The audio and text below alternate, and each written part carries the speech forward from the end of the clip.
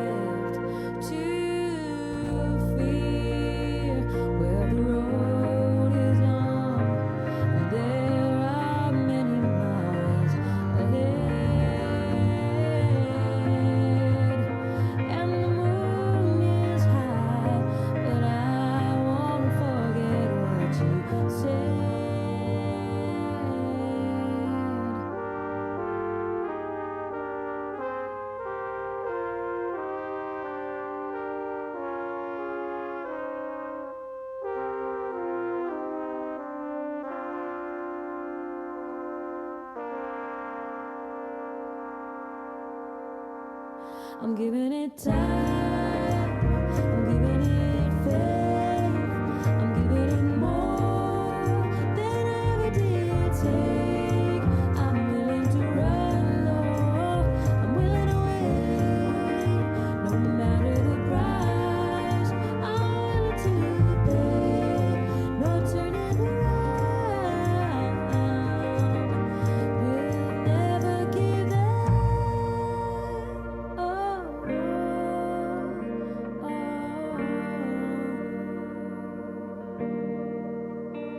Un día siempre me suelto manhanao y para itasi.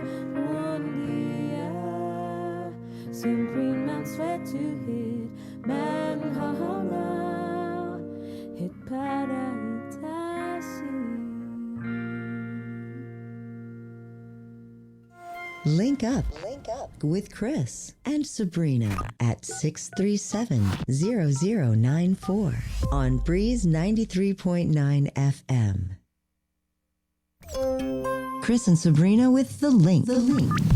Here on Breeze 93.9 FM.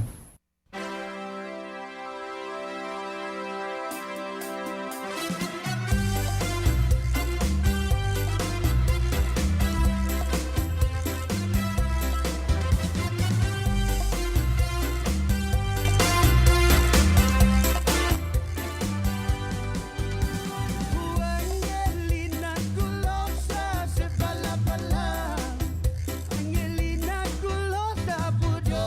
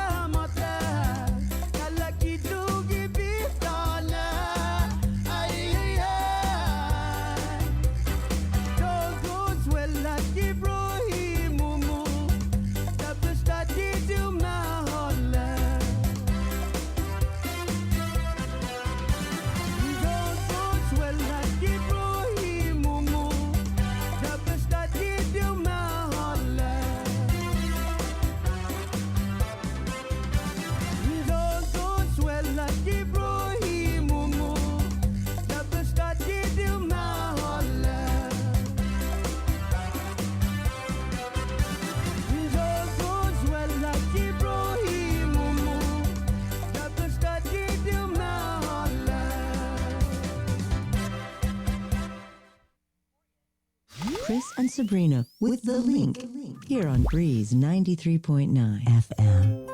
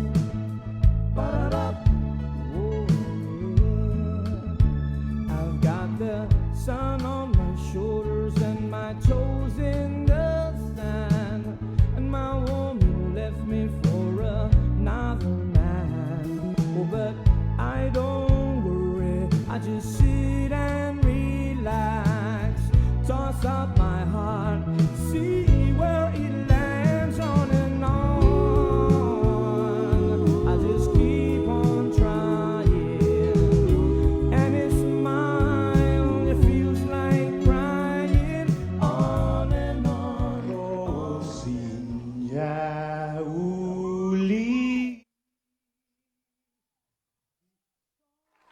Kosinya uli Di sombranza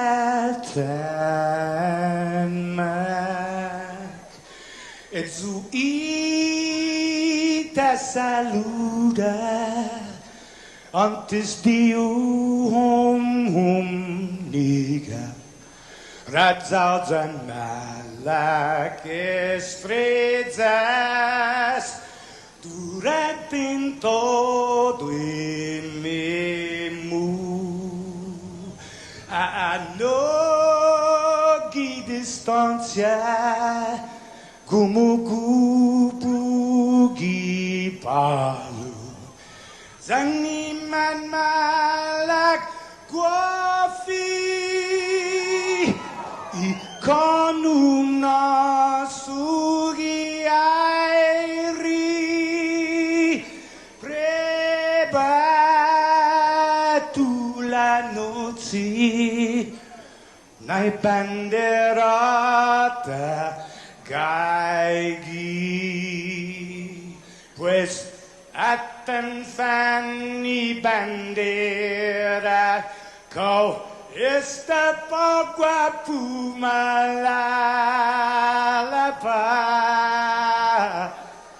Gilo tanu man libri Sentanu iti man ko badi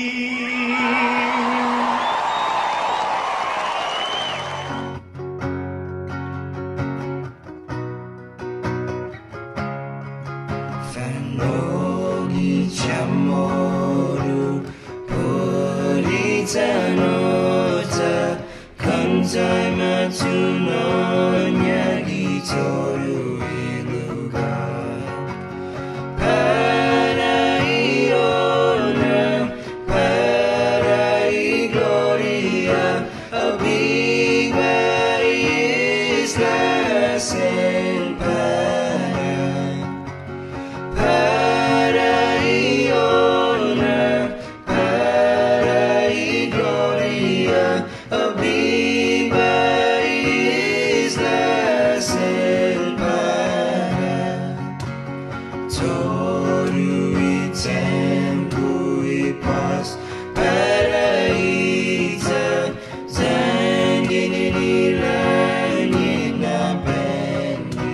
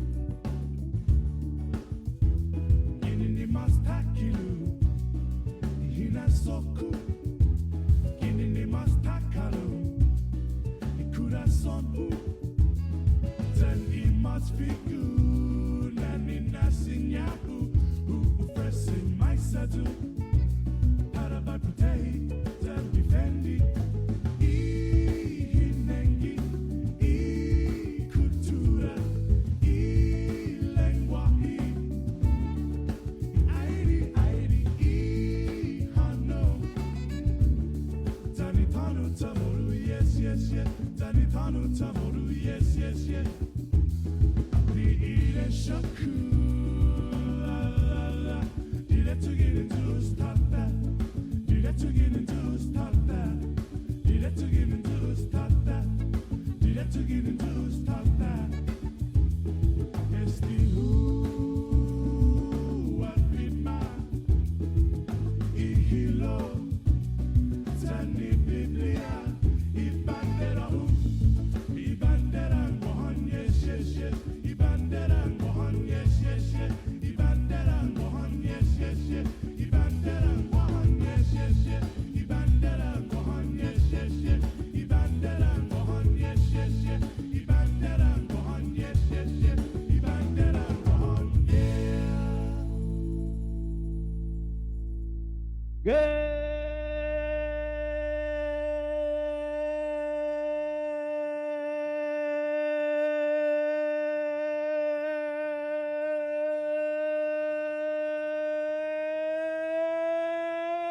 Good morning, Guam. Right on. Monday, whoa, lunes. Yep, Monday. Hey, Sabrina Salas Mantanani. Good morning. Good morning. Right on.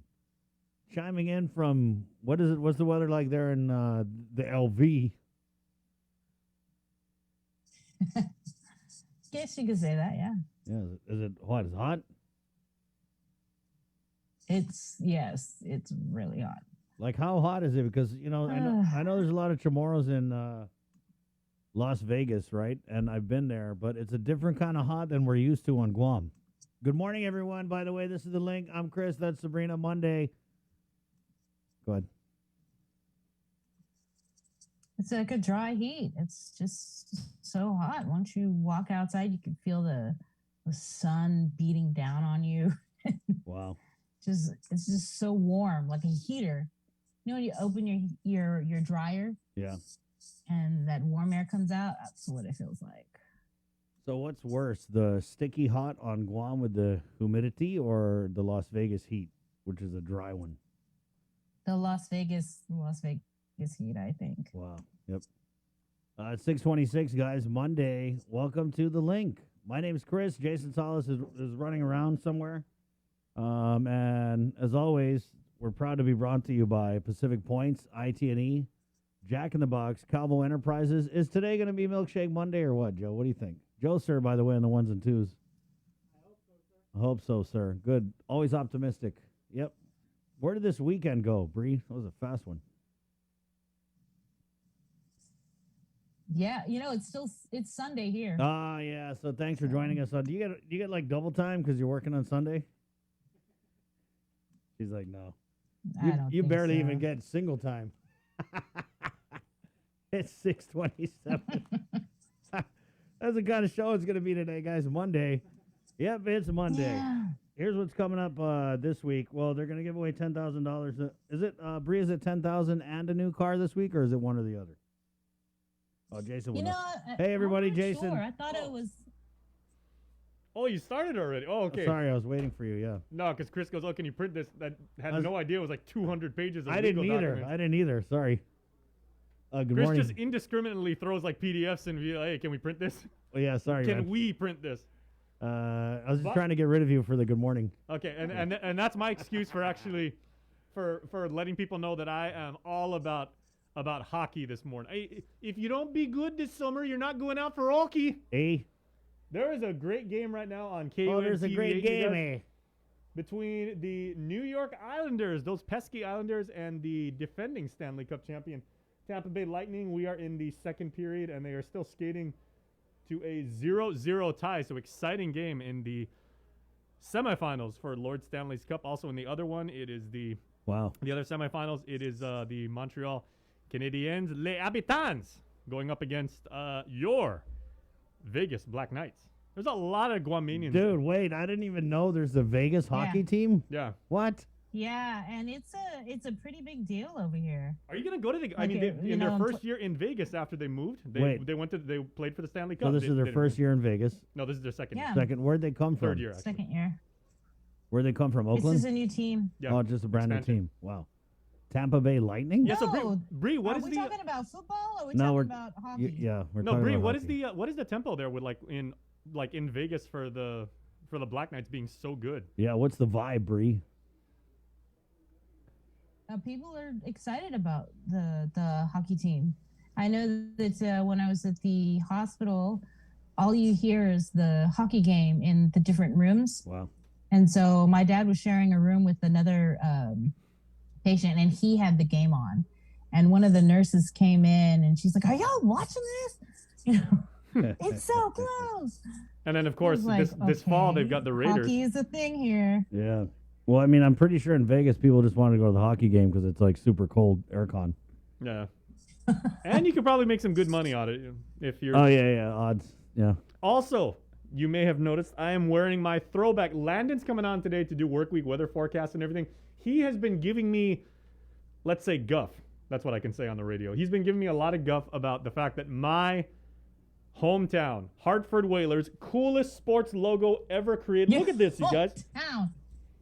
Okay, I grew up for 2 years in Waterbury, Connecticut, where my mom's from, right? Look at this. Is this not the coolest logo logo in general, right? Look at it. You got the H for Hartford, you got the W for the whales, and then you've got the tail of the whale all coming together. I've always loved this. I bought this on eBay. This is the first thing I bought on eBay years ago. And Landon's going to come on and chide me once again for the third straight week that my Hartford Whalers moved down to Carolina, where he's from, and then became the Hurricanes. We didn't win jack for like 20-some years when we were in Connecticut. 3 years after they moved to Carolina, they won the Stanley Cup. And he's going to come on today, and he's going to rock his gear. So I was like, you know what? I've got something for you, too, because I am going to wear my Whalers throwback. So Wow. that's the challenge today. Plus, there's a really good game on TV going on right now. So Right on. Even if hockey's not your cup of tea, guys, it's a great time to actually discover hockey and get into it. Because like Bree said, I mean, there's so many people in Vegas now that are total hockey fans. Right, yeah. It's always hard for me to see the puck Yeah, when it's going so fast. What does it go, like 80 miles an hour or something? at least. Right? Yeah. And now they've got the technology, for hockey broadcast is really, really cool. Also, I was just thinking about your shirt, though, Jay. It's like dated. Whalers. Like, these people killed whales. Right, sir? Yep, that's right. oh, okay. How does it feel to support the killing of whales? Yeah, somebody watched Seaspiracy for the 90th time. All right, it's 6:31. Good morning, Jay. So Jay pumped for this hockey thing. We get he's right. We get Landon and I lit on around 8:20 or so for work week weather, which is brought to you by Docomo Pacific. We're getting Mayor Robert Hoffman this morning. A little bit of catch up here with our weekly Mayor's Council update. Therese Ariola of Jibwick. Also Senator Joanne Brown. She's making a bunch of noise about this GFD overtime issue. I think she had also gotten on the AG's case about restraining orders, or is going to get on his case about. And she was animated in the public hearing. She really went after him. So we're going to catch up with Senator Joanne Brown.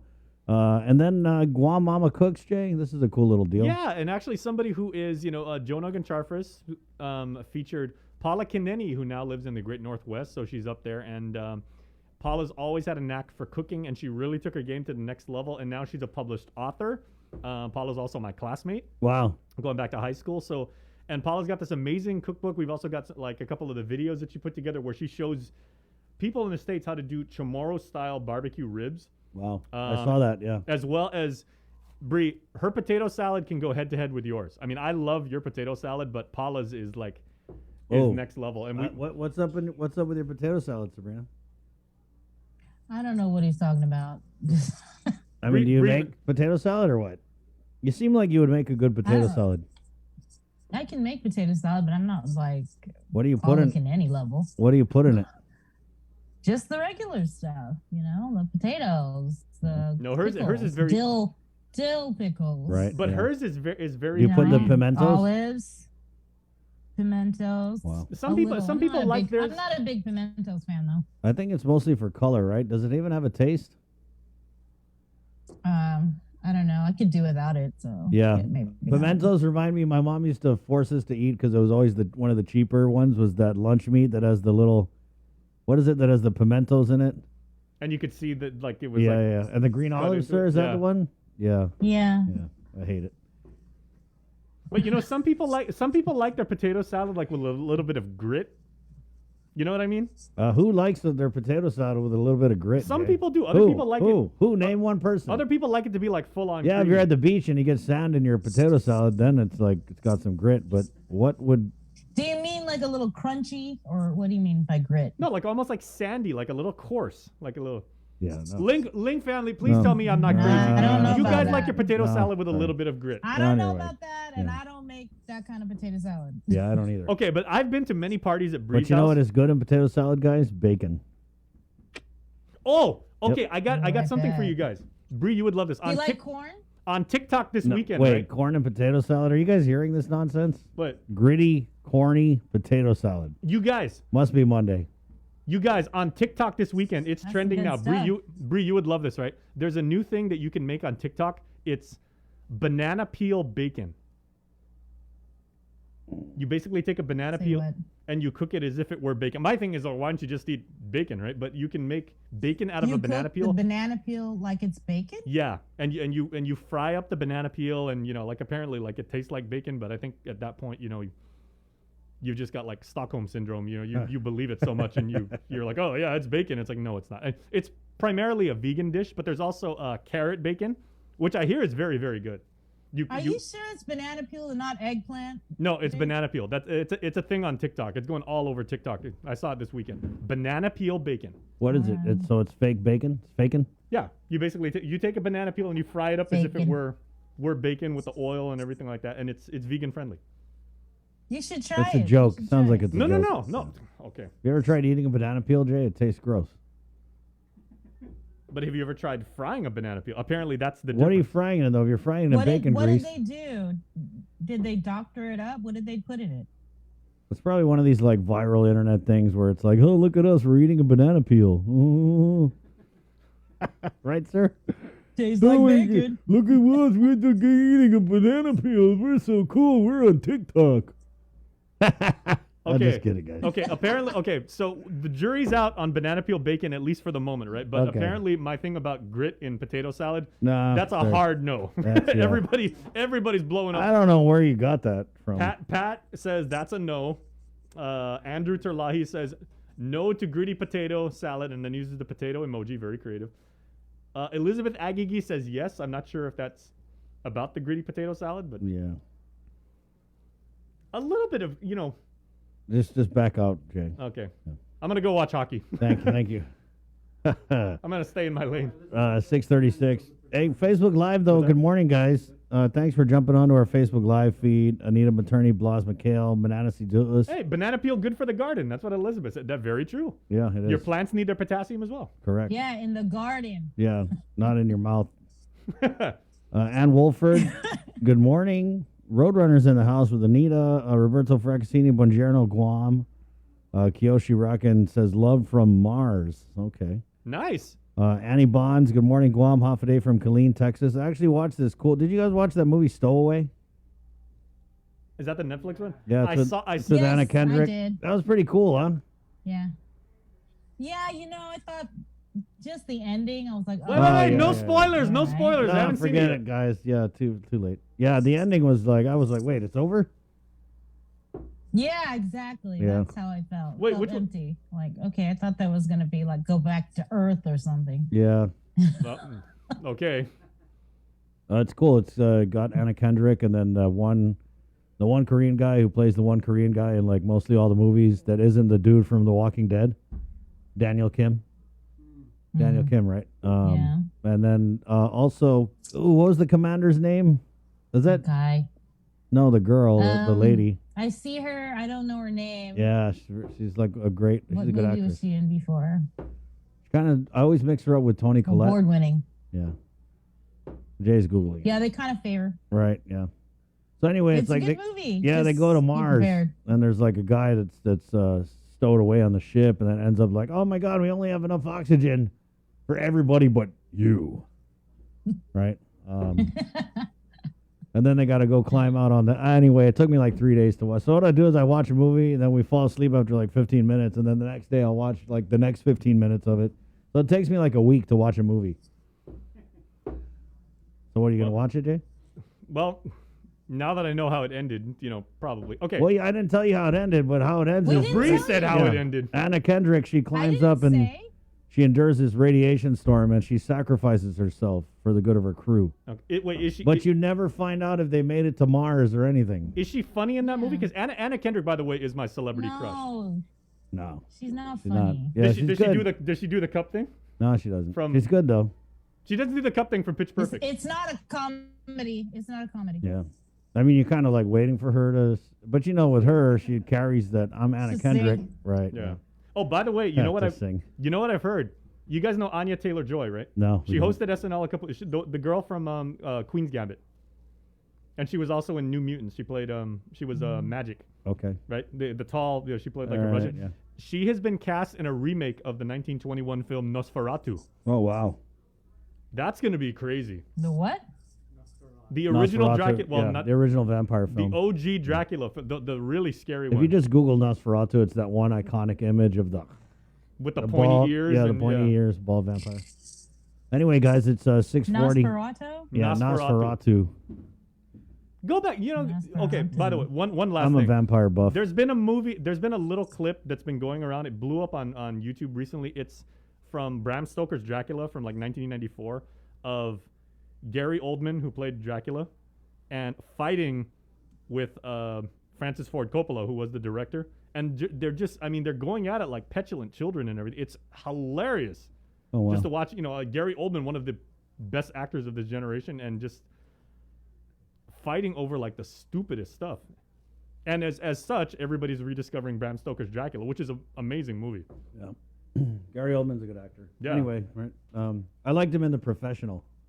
Yeah. Remember when he's like, "Get me everyone! No, I mean everyone!" Gary Oldman, who Yeah. Fifth yeah, Element, who yeah. who else can say they've played Lee Harvey Oswald, Dracula, Commissioner Gordon from Batman. Yep.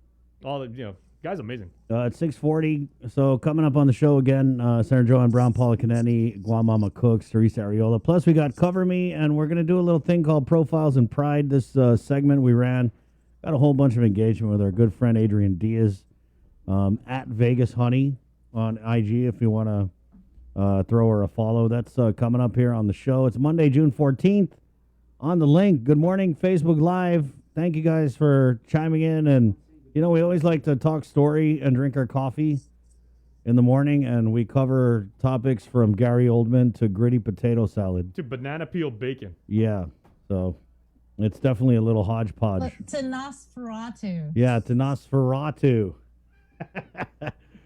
Google it. Nosferatu. Watch So Bram Stoker's Dracula. I It's did. it's an amazing love story. You I guys. think it's one of the best Dracula movies. It's Yeah. got to be, right? That's good.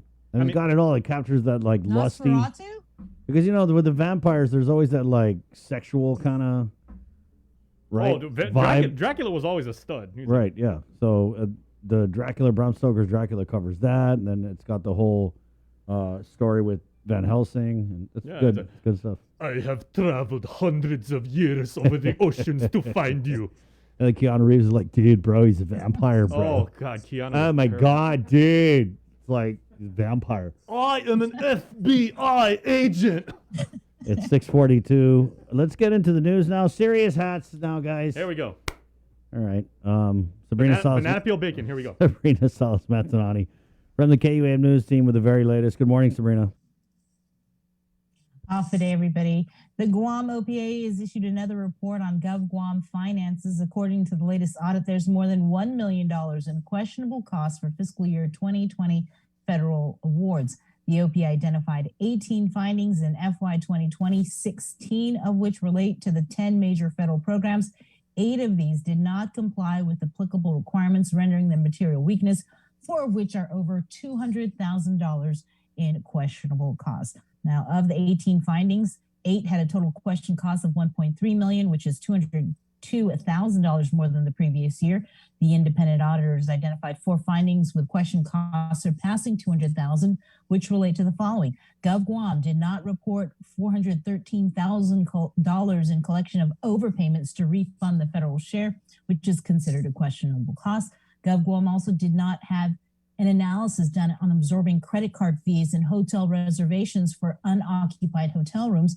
While these may have been necessary expenditures to stimulate payments of taxes and other fees to the government and help minimize the hotel's costs during the pandemic, no analytics supported these charges. As a result, a $400,000 question cost remains. Also, public health did not have records of a recertification form for a Medicaid beneficiary who may have been ineligible for coverage. Accordingly, a prior certification was extended rather than being recertified to determine eligibility, but was lacking.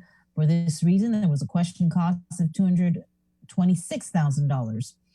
Additionally, according to the OPA report, auditors found non-compliance with Guam procurement law for an emergency procurement method in small purchase solicitations.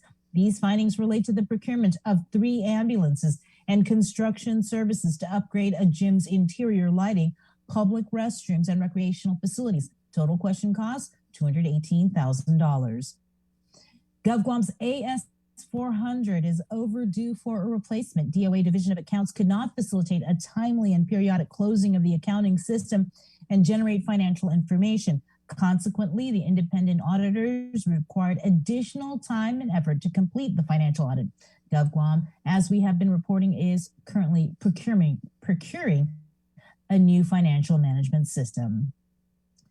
Independent auditors also issued a management letter for 7 GovGuam entities with 13 comments on deficiencies related to internal controls over financial reporting. The majority of the identified deficiencies were for DOA Division of Accounts and the Department of Corrections.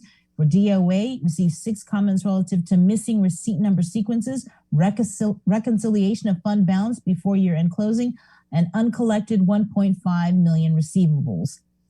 DOC, in the meantime, received 2 comments related to timely submission of reimbursement that caused a deficit. With more news, here is Tyler Matsinani.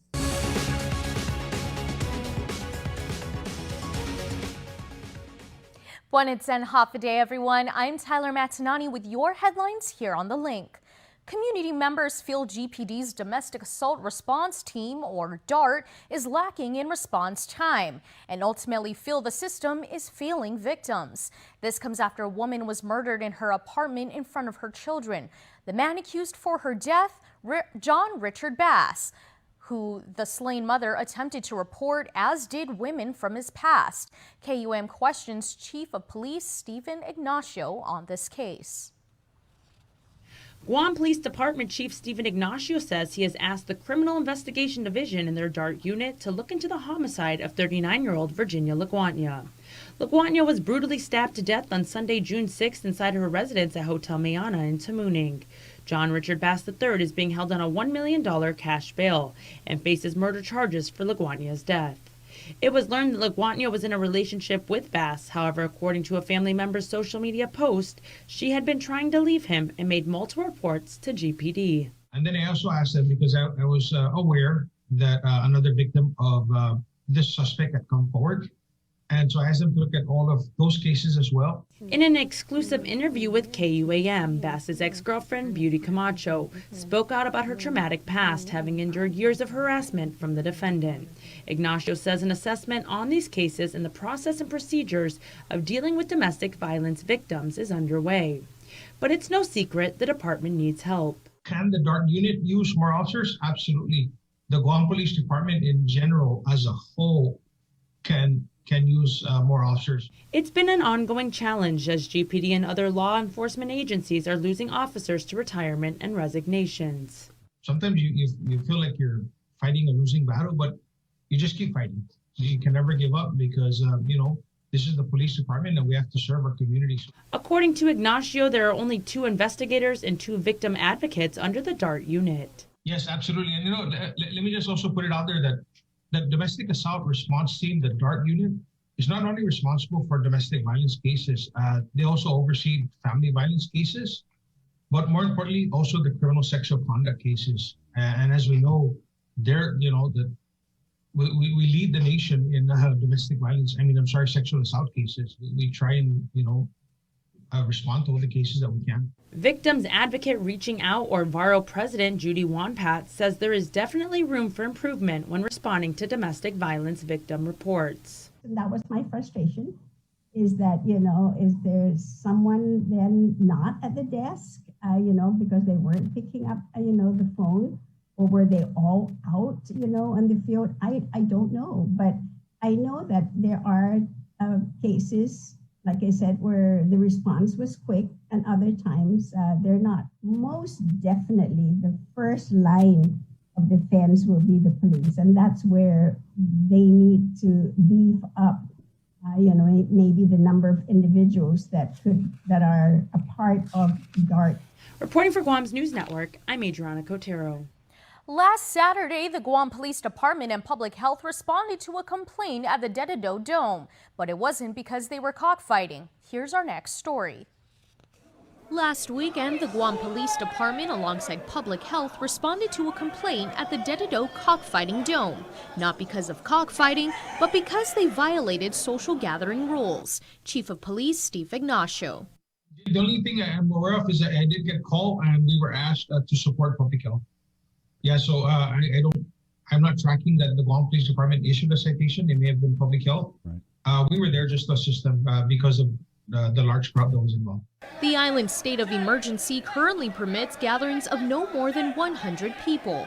However, Public Health PIO Janela Carrera says that when they arrived, they observed more than the allowed capacity, along with several people not wearing face masks and a lack of social distancing. We did issue a citation that evening, and it was actually issued to an individual because I'm not sure if there's a business license or an establishment that we would issue this citation to, and so this is actually our first time issuing to an individual in this instance. When asked if a follow-up would be conducted, Carrera stated that whenever Public Health responds to these types of situations or any type of violation, it's driven by reports. We rely on the community when they submit a complaint or a report or observe any violations.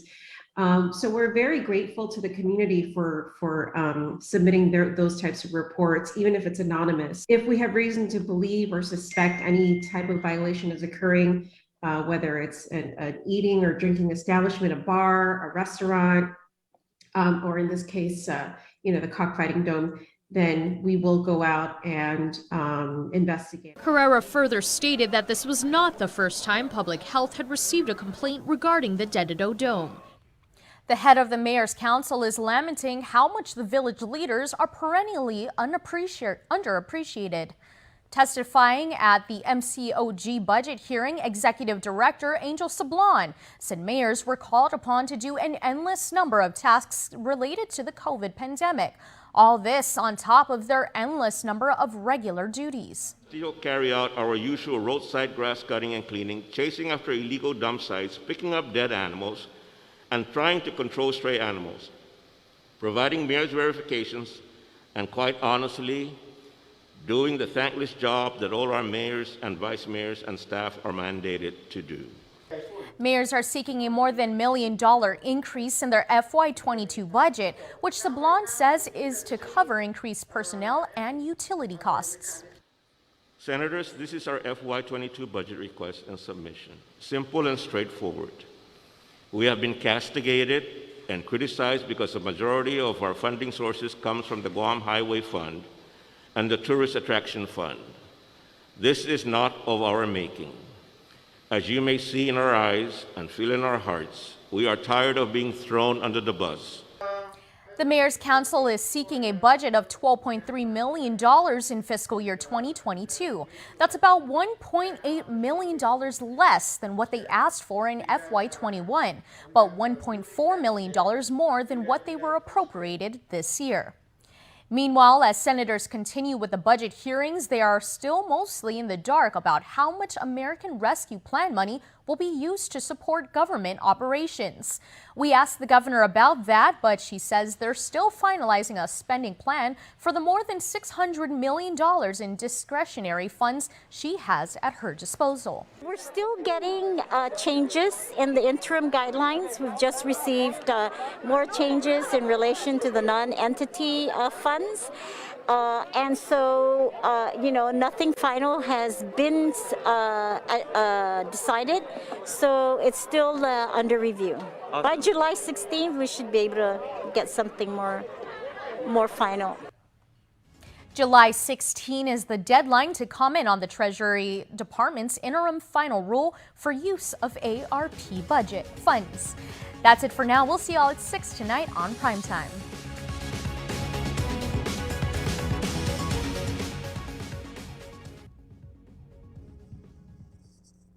In a letter to President Biden, Governor Lulian Guerrero is requesting to be a part of talks concerning the potential role Guam may play in the evacuation of Afghan allies from Afghanistan. Although there has been no official word, there has been a push by several leaders in Congress about Guam being a potential site for the immediate evacuation of Afghans who assisted American troops in the war in Afghanistan.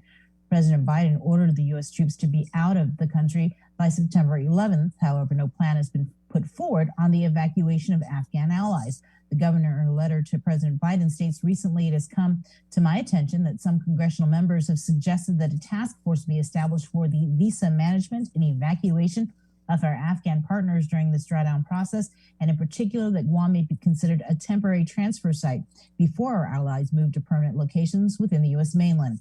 Guam has stood ready to serve as a safe and secure route for this type of humanitarian effort through our history, and today is no different. Quote, I assure you that my administration is prepared to assist in executing your plans on this matter should Guam be chosen. Matthew Manabusen is scheduled to appear in the Superior Court this afternoon for a motions hearing. He previously pleaded not guilty and waived his right to a speedy trial. Manabusen is accused of the fatal shooting of Joshua Meno. Meno's body was found along Swamp Road in Dededo in April. In addition to murder charges, he faces one count of aggravated assault as a second-degree felony. Possession of a firearm without a firearms ID is a third-degree felony. All these charges are with a special allegation for the possession or use of a deadly weapon in the commission of a felony. And in other news, it was back in March of this year when an anonymous tip was called into Senator Joanne Brown's office alleging certain personnel from the Guam Fire Department were clocking in for hours they were not working. The issue was once again brought up during a recent budget hearing. Jonah Goncharfers reports. It does occur, unfortunately, in government agencies. Senator Joanne Brown is referring to personnel falsifying timesheets regarding overtime. According to the complaint, Guam Fire Department personnel were allegedly working hours they are not entitled to, with firefighters who had been assigned to work administrative duties receiving overtime compensation for hours they were not working. Speaking to Fire Chief Dan Stone, Brown said it's been a long-standing allegation that plagues GFD. And I wanted to get your official public response with regards to that, because a concern was raised, and again, Chief, this comes from your side of the aisle. I don't work at the Guam Fire Department. We don't. We're not there to see who's following their hours and who is not, but certainly ultimately that decision and responsibility lies with you. They are working their hours. If there are any complaints or allegations of misuse or abuse, I would encourage anybody to go ahead and bring that up to us, and specifically bring it to my staff assistance office, which handles those types of complaints, accusations, or concerns, and we will investigate it to the fullest extent. Are you checking? Because I ended up finding out employees were claiming hours that they weren't working, because I went and checked in the evenings and the weekends because things weren't adding up to me. And it's unfortunate that it happens, but it does happen. I'd like to think it doesn't happen at the Guam Fire Department. She adds that the law is very clear as to who is entitled to these hours. The intent was never for administrative personnel to be put in the same line of compensation. Senator Brown continued to press the fire chief. How are you looking internally within your operations to ensure that this is not an issue? I mean, how are your administrative people working how many hours a day, 5 days a week, to address those hours. And why is there so much need for administrative oversight when the real work is actually out in the fire department, out in the community? Chief Stone said that if there are those in the department who feel that is the case, he invites them to come up to the headquarters and try to work the administrative hours. While those at the fire stations, they come in, they do their 24-hour shifts. Not all of that is productive time in that they have those rest periods and they're allowed to be able to sleep basically. Whereas those that are administrative are working those all those hours.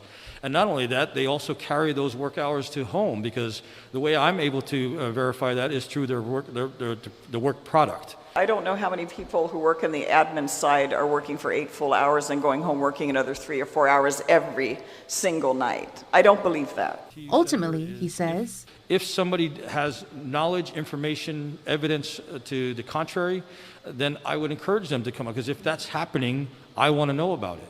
Reporting for Guam's News Network, I'm Jonathan Charfres. 115,000? Yes, sir. Okay. I want to know about it. Reporting for Guam's News Network, I'm Jonathan Charfres. 115,000? Yes, sir. Okay. After more than a year, some 300 FSM citizens are still stranded in the territory, but there are also citizens stuck in Japan, China, Fiji, New Zealand, as well as in the U.S. mainland and Hawaii. FSM Consul General Teresa Philippin says they are bringing those citizens to Guam for pre-departure quarantine before sending them home. She says that we're bringing them in as repatriation flights as planned. She says they need to meet quarantine days, so that's how they're scheduling their arrival to Guam. Meanwhile, another set of FSM citizens on island will be making their way home through another repatriation flight scheduled for this week. All 52 citizens are fully vaccinated against COVID and are in quarantine until they head back to Pohnpei on the 17th. Philippine shares with us that all the returning citizens will need to be quarantined for 7 days before flying home. And when they arrive in their state, they'll have to quarantine for an additional 7 days. Those who aren't immunized will have to quarantine for 14 days. Kosrae, Chuk, and Yap are not ready to take in any citizens through repatriation flights. As reported, the repatriation was made possible through a diplomatic note sent to the U.S. government requesting a humanitarian assistance flight from Guam to the FSM. What do we do when the hundreds of million dollars in pandemic assistance stops flowing later this year? That is the focus of an upcoming forum that will include representatives from every major business and trade organization in Guam. Nestor Lecanto reports. Since the onset of the global pandemic, Guam's economic survival has relied heavily on mana from Washington. From the CARES Act to the American Rescue Plan, from pandemic unemployment assistance to economic impact payments, the money continues to pour in. But it won't last forever. And so representatives from the GHRA, the Association of Realtors, the Contractors Association, the Chamber, the Women's Chamber, the Chinese Chamber, the Korean Chamber, the Japan Guam Travel Association, and the Korean Travel Association will all be represented at an economic forum scheduled for June 24th at the Hyatt. GHRA President Mary Rhodes. And we just strongly feel now is the time as we're looking at reopening dates, and it's really time to build solidarity with everybody and get the economy going together with the government Guam. I know we've had a lot of community-based programs and community-based outreach efforts, but in order for us to reopen the economy, but especially tourism, a lot of businesses also need the help. She says we need to look at ways to diversify the economy as a full recovery of the visitor industry is still at least 2 years out. She adds that competitors such as Hawaii are enjoying a head start by allowing entry with a simple negative PCR test.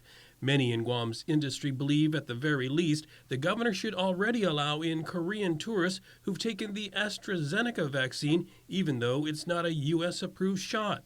I know that we're going to have different opinions on that, but if we're going to accept an international market base for our tourism industry, we need to be able to work through and accept the standards that they've chosen.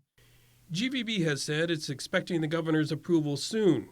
And even as we await the visitors' return, there are ways to stimulate the economy with local spending, such as a $500 restaurant card that was pitched before. Now it's time to get those programs going where our residents can go out and support the businesses so we can hire people back at work and get money again recirculated back into the economy. Seating at the Economic Forum will be limited, but live and recorded streams will also be available. For Guam's News Network, I'm Nestor Lecanto. With Tomorrow News, here's Kim Conception. Buenos updates to get sunto gifinut sa morgan ni KUAM News. Presenta ni Familian Mito gi First Hawaiian Bank. Ma-report gi business ni Joint Information Center na 6 nuevo na kausang COVID-19 gi 1224 ni Manmates gi Webes di Ades gi Hunyo. Just na kausag gi sa gin mampaseo husag gi isla zaman ma-identifika gi sa gin kunarentina. 4 sa man hospital, 2 sa manggay gi Guam Memorial Hospital, za 2 gi Guam Regional Medical City. Mas nuevo na informasyon sa 8,236 maninadya ni COVID distrito tuhon. 139 man pinino, 77 na kausa sa manggay gi active isolation, 230 sa manaygi gi isolation. Ito na Guam COVID risk area patkar sa punto 3. Esta hulu gimapos na benes 85,000 na residenteng Guam sa kabalas minakunan niya kontra COVID-19. Gimas asunto, Guam Regional Medical City na hospital sa Siafinena na Sagan Malangu, gi isla numa anunsya na manisisita todo empleo niya upang mabakuna para COVID-19. Gizon niya na release gitaluanin mapos na business si Dr. Michael Cruz, Presidente and CEO para GRMC, Jangwizalokwe Chief Medical Advisor para Gobernador Luliang Guerrero gi COVID-19 na pandemic, hasangan na sa profesional siya na in assistant salud. Masasa na tani posisyon niya para masinanoko para siya gid ni publiko. The debi daw naman na sensuguro na hospital niya. Sa sensafu, gitodon na sinan niya. Empleo niya ni mumanene GRMC sa manmanais tayo dia 1 Hulyo para fan mabakuna. At empleo ni manggayas tagwi sa debi di fan mabakuna antes si dia 1 Agosto. Wa siya manmanais husa ni GRMC sa padigwa problema niya gi salud na banda irilihon dyan man mapodgi. Kada semana hufan mates para COVID-19 para team members and partners tagwi kontratista ay mambalontatoryo tan estudyante siya ni taman mabakukuna. Según si Cruz, kasi 80% ng ulanero gi GRMC sa mabakuna esta, desde ay matutuhon ni binakuna tatigi Disembre gimapos na sakan. Imas, Centers for Disease Control sa Manae Public Health Guinea, 6.5 milyon pesos para digwahan na biyahe timang pareho minalangon COVID-19. Según ni release para media, maatan na resultunan na sa lapis. Sa inadalan to ni test siya sa mas ni nagwaha mas test ni contact tracing. Sa nadya na tisay servisyo na kapasidad niya ay public health pero maataha sa programa niya infection ni COVID-19. Adto na sa lapis sa palugwihi 2.25 bilyon pesos ni mamanay para todo Estados Unidos ni teritoryo siya sa ginadji 2021 Coronavirus Response and Relief Supplemental Appropriations Act. Yutumu, maaresta si Vincent Singh Hoko sa ma-charge ng 3rd degree criminal sexual conduct ni segundo grado na felony. Dokumento ni Kot ni man responde polisiya per criminal sexual assault complaint gi Guam Memorial Hospital gi dia 10 gi Hunyo. Ibiktima sa sangani polisiya na istabag gi halamtano gi za dededu. Za maigo gi hulo couch za ni magmata staba si Hoko gi hilon niya za tinitse ko ipatsot niya ya gaganya za niya paganya. At sonik si Hoko za maigo talo. Ada mata talo asuspetsa na inatakan bos ni Guyas Hoko. Ma-interview si Hoko nung polisiya za admiti na lii biktima gihuloy couch sa mapali idos. Para Guam News Network, Guam si Ken Conception. Yasunto gifinut sa moro sa presenta za ninafatto ni Familian Mizo gi First Hawaiian Bank. June makes the best malasadas in Hawaii, a fact not lost on Daryl, whose brother Byron is cooking the onaga he caught at his secret fishing spot with his girlfriend Malia, who used to work for the Shave Ice Guy, whose second cousin Vince drives the school bus ridden by Calais, whose auntie makes the best malasadas in Hawaii. Everything here is connected, and with the new First Hawaiian Bank mobile app, you can stay just as connected to your finances, and it all starts with yes. KUAM's multi-platform morning show, The Link, just got a little more delicious with Feed Me Fridays. Chris, Sabrina, Jason, and the rest of the morning crew will take some time each Friday to talk food, taste food, and bring you all the latest and greatest in food from King's Restaurants and Ruby Tuesday Guam, old faves, new hits, and everything on the menu in between. It's Feed Me Fridays on The Link. Uno Go, delivering meals from your favorite restaurants and more, including delivering sodas and adult beverages from the Bottle Shack. Visit uno-go.com or download the app today. Also follow them on Instagram and Facebook. Our World War II survivors have endured more sacrifice, suffering, fear, hope, and perseverance than we can ever imagine. Their stories have been passed down from generation to generation and have become a central part of the legacies and histories of our families. As we commemorate our 77th annual liberation, we invite you to share these stories and special memories as we present My Liberation Hero. During the month of July, KUAM will feature these tributes on KUAM News as well as on our digital platforms. We ask that you start your video or written submissions with the phrase, My Liberation Hero is. And please submit pictures of your heroes if you have them. Send your emails to liberation@kuam.com. And let's give everyone a chance to reflect and remember these special times and people in our history. Happy 77th Liberation Day, Guam. Brought to you by Coast 360 Federal Credit Union, Ordot Dental Clinic, and Vince Jewelers.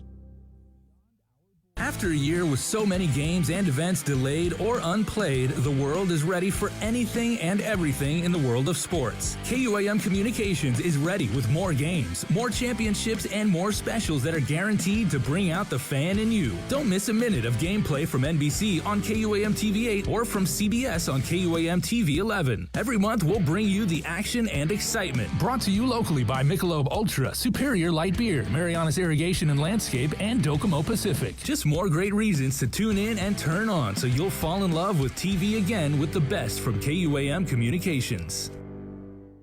GU Self-Storage, conveniently located near the Harmon McDonald's. We offer affordable rates, online payments, and auto bill pay for your convenience. Plus gate access daily from 6 a.m. to 9 p.m. Call us today at 648-7867 for more information. Catch SportsLink on the KUAM News Morning Show, The Link, every Friday to hear about the latest in sports news, game schedules, athlete profiles, and more. SportsLink, brought to you each week by Cure Alkaline Water and Marianas Irrigation and Landscape, airs every Friday across the multimedia platforms of KUAM. Tune into the broadcast on Breeze 93.9 FM on KUAM TV 11, live streaming through the KUAM News Facebook page, or view highlights on YouTube, KUAM News Facebook, and Instagram. SportsLink is hosted by Dave Delgado through KUAM Sports, and he will make sure that everyone knows what is happening on the fields, in the gyms, and everywhere in between. The relationship between Guam and Manila, Philippines is undeniable as we share similar cultural traditions, history, and heritage, with generations of Filipinos calling Guam home. KUAM presents a monthly look at the capital city featuring in-depth and engaging interviews on everything from medical tourism to new business and government leaders. Veteran newscaster Nestor Lecanto delivers Beyond Our Borders. This special program is brought to you by the Bank of Guam and KFC. Help us celebrate the class of 2021. KUAM wants to help you celebrate this touchstone moment in the lives of your graduates. For the months of May and June, we will flood the social media pages of KUAM with photos and well wishes for the class of 2021 grads. Log on to KUAM.com to submit photos and brief messages or captions. Then look for your special grad on KUAM Instagram and the Facebook pages from all of your friends here at KUAM. Congratulations, seniors!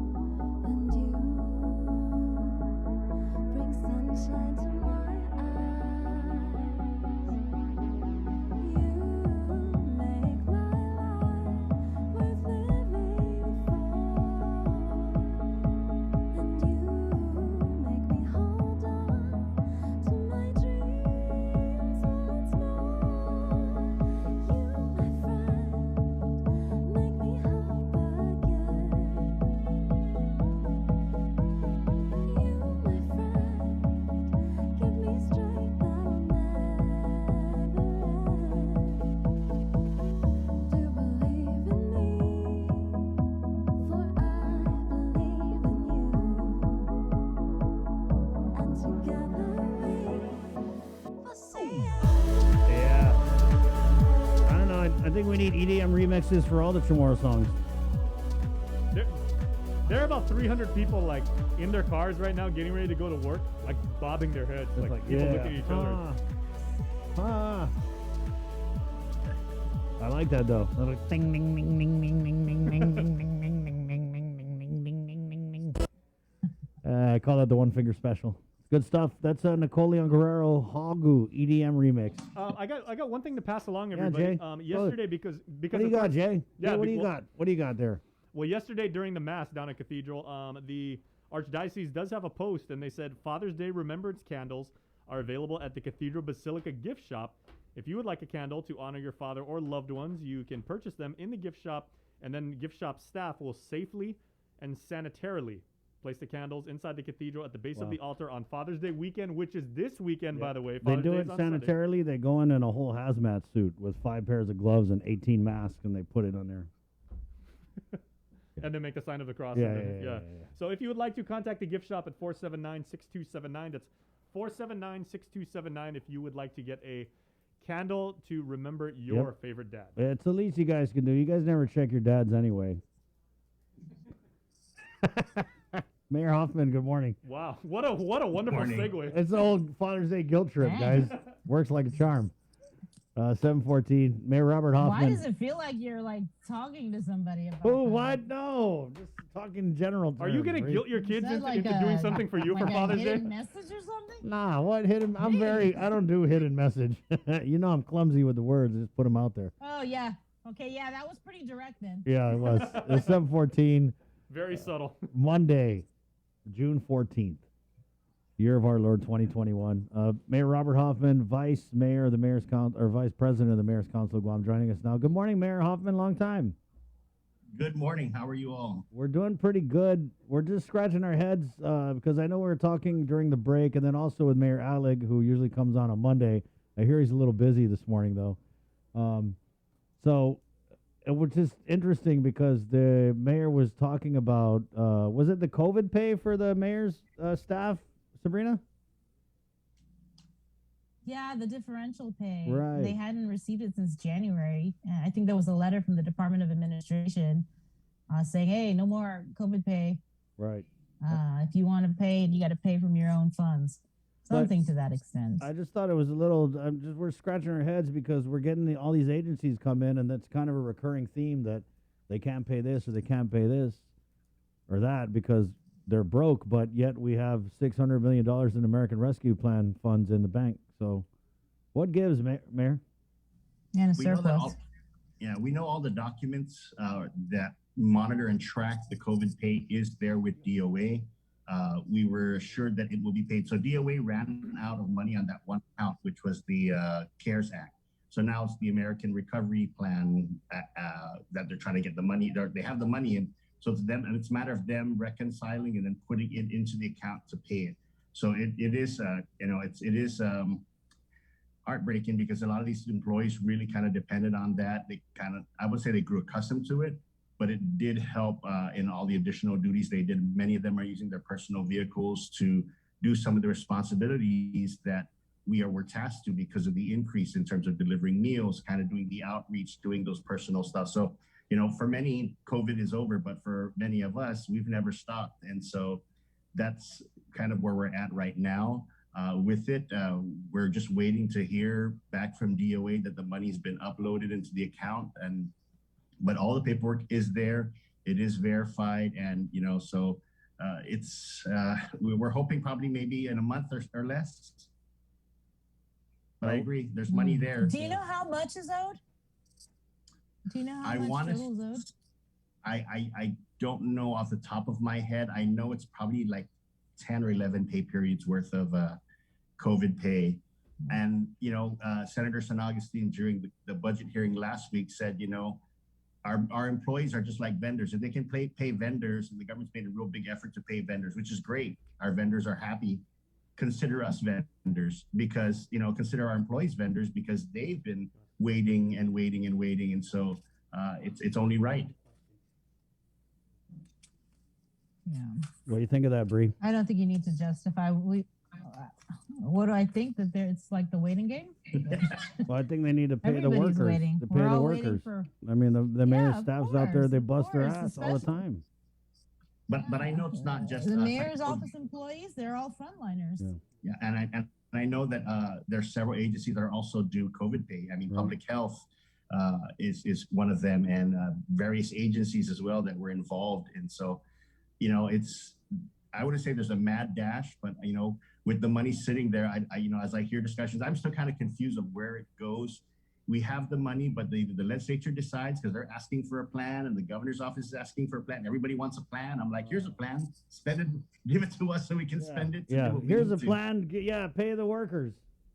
You're right, Mayor. It's crazy, but to me, it's like, how broke are we right now? I mean, because the senators came out with the plan. They had the meeting with the governor. The governor took the plan. We thought she was going to come out with her plan, but now her plan is no plan because she's waiting for the public comment period to end in July or something. So the question I had is, like, are we just going to be sitting on this enormous mountain of money until mid to late July? And just how broke are we? Because you're right, Mayor. We're getting all these different agencies coming in, and it's and this 600+ million, it's like a year's worth of our GovGuam budget. So that could really help. But I understand some things coming down the line. Who is going to end? You're going to have still quite a lot of people out of work. So that's one caveat. How do we take care of that and make sure it doesn't collapse? Because you're going to have them applying for public assistance because they didn't qualify under PUA. They're going to be switched over to some public assistance roles. So there's going to need money for that. And then you have some people that have, we still have things that need to be changed within our office to make it safer in terms of like our senior centers. We're waiting for our air filters. We're waiting for, some of them are still waiting for air conditioning upgrades, expansion projects. So there's things that need to be removed so we can actually add more people there. Because, we're kind of not preparing just for COVID. We're preparing for the next one or the next one. These variants are scary. We don't know what's out there. We don't know what could be the next one. So it's making those incremental changes, but we're trying to do it in a timely manner. One thing with the federal government is I love them. They're great. But, just last week and the week before that, I got 50,000 N95 masks. I said, I could have used this a year ago. Yeah. I said, what am I going to do with 50,000 masks? Mayor, you're right, because public health just got this $6 million or something to test. There was something with like $6 million to go into these underserved areas and test the people that we've been testing the whole pandemic already. So, it's a slow and assured response of it, but we're going to continue to go on. And so what I'm doing with those masks, we're actually going to issue out to many of our Manamco and say, here, keep this at your house. If you have visitors, make them wear this, or if yours breaks, use this. They have a few, but there's a point of it being a disposable mask. You're supposed to dispose of it. You're not supposed to use the mask over and over again on that end. And, so Chris, I hope you're changing your mask. Well, Mayor, we don't even dispose disposable Tupperware containers. I mean, we reuse everything on Guam, bro. We don't even dispose of recyclables correctly. Right, yeah. On junk and white goods. So. I mean, I just wipe my mask off, flip it over. It's like underwear. You flip it over, wipe it, put it on backwards. Flip it in, flip it out, flip it in, turn this way. No, I agree. You spray it down. That was the rule. Like, remember in ROTC, they said there was the rule. Like, how do you wear your underwear for like 3 days when you're in the tent? First day, wear it regular. Second day, turn it inside out. Third day, exchange with your bunkmate. Right on. Good thing I wasn't in ROTC. Sounds like a little TMI. So that's what you were doing in high school. Swapping undies with your buddies. Got it. Okay, so just to get back on track, having said all of that with the funding and waiting for the federal government, so are we looking at senior citizen centers reopening? It's going to take even more months from now, past July, August, September. I mean, when? Before COVID, all the senior centers were at capacity, and that's what people kind of have to understand. It was built for some centers, 25 was the max. For some centers, 144, some were 190. So there was already enough seats just based on that 6-foot table, four people around a 6-foot table. It was already at capacity. And with all the rules still in place, despite them being vaccinated, there is these distancing rules that need to happen. there is no way that we could reopen without turning people away. And I think that's the biggest concern of all the mayors is how do you weigh somebody and tell them, yes, you can come, no, you can't come. So without actually revising some of it, maybe we can say, okay, for those seniors that have no daytime caregivers and these family members need relief. So, it kind of worked itself out during COVID when people were teleworking and stuff. They stayed home and they watched their elders. But now as they return to work, you have some that are by themselves. So, it's hard to fathom how do we move forward with safely. So many of the mayors requested air filters. And that's just another layer of safety for the senior center. And then we did an air conditioning survey, I want to say a few months ago, and just to find out the age of the air conditioning and how it's working and stuff, and if it's adequate enough to circulate the air and clean it. And many of them are not. If not, I think only 1 out of all 12 centers actually has a newer system in place. Many of their systems are anywhere from 5 to 10 to 12 years old. So that was one of their questions. Can we get this in place? Because you don't want to be that center that ends up having that infection rate go up because things weren't working properly and sanitizing. So the thing with senior centers too is they like to go around and socialize and share food and everything. And they all have they have services where they all touch the coffee maker, certain things. So we needed, one of the things is we were asking is do we have to increase personnel to sanitize specific areas on a regular basis while they're there present with us? Otherwise, they just come in and sit down in their chair and they can't move at all. And everything is brought to them. And what kind of life is that? And so we kind of have to figure out there. And, they're still getting their meals. We're still doing wellness checks for them. Many of us are in contact assisting where we can with them. But, as they read the news and they see the news, they get scared too. They see these little spikes here and there, and they're like, how am I going to, do I need to come in to show this? And so we're just using this time to update and renovate many of our senior centers. And we're hoping the federal money kicks in where we can upgrade those air cons, put in those air filters. And some of us are looking to expand some of the areas so we can have, move some of these shelves and stuff away, put them in a storage room so we have more room to fit people in the center itself. How much money are you guys looking to get from ARPA funds? Have you guys had any communication from the governor? We have, there's several different, the mayors have applied for several different sources.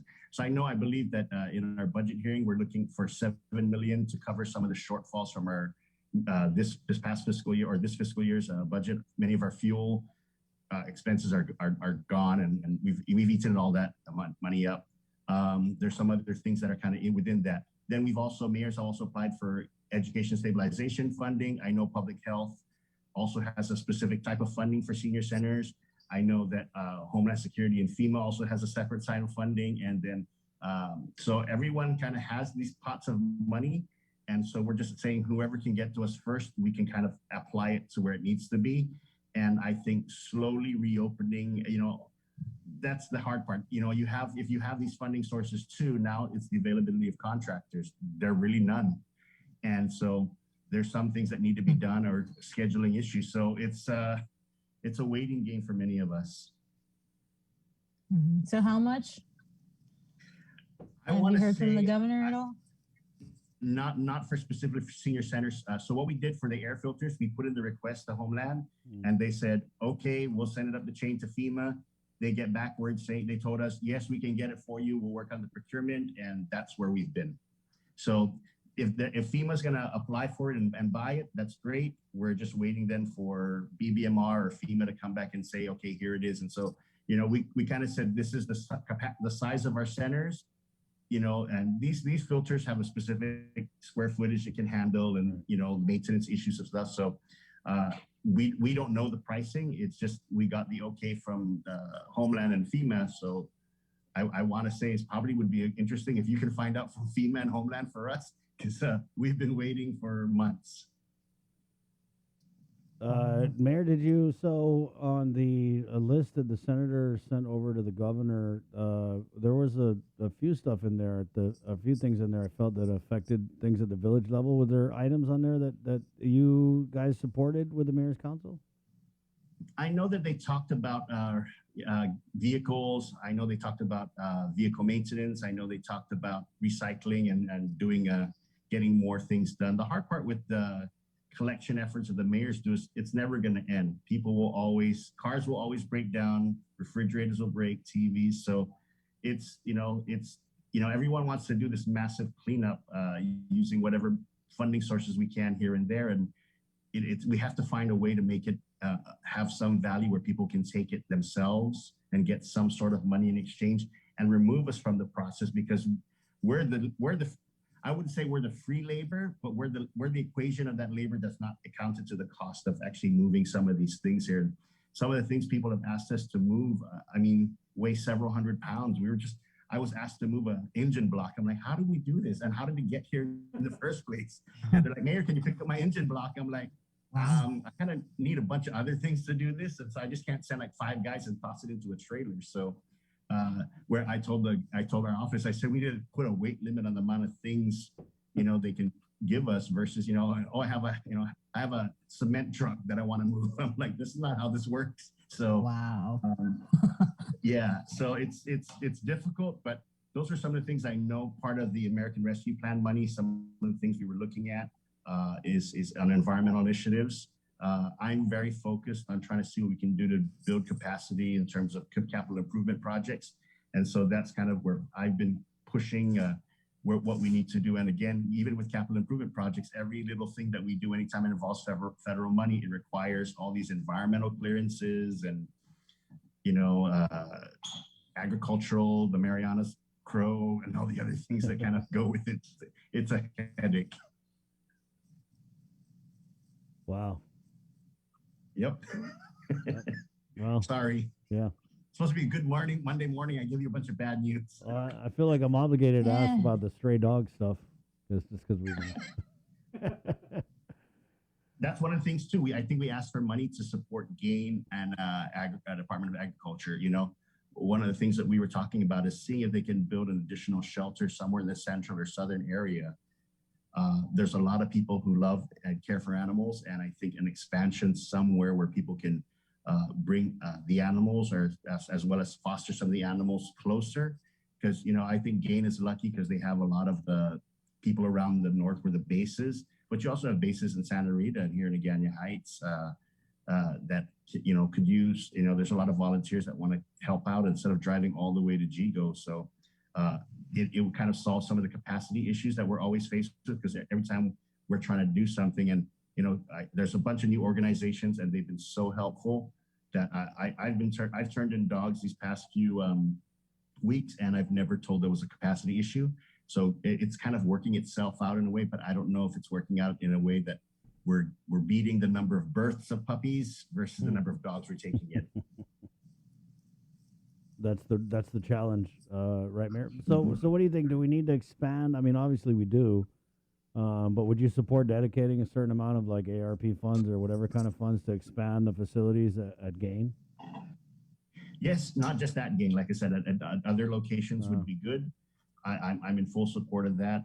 There's some other things. If it was things that I would do, for Guam, I would actually do open a tire center where tires can be received and turned over, green waste staging sites, recycling centers, individual lots where people can kind of do things, staging sites, open up a government impound lot so we don't have to see the abandoned vehicles on the side of the road. So there's little projects I think that we could do, actually building storage capacity pods in different villages so we can actually situate and pre-position supplies like Homeland had asked us to.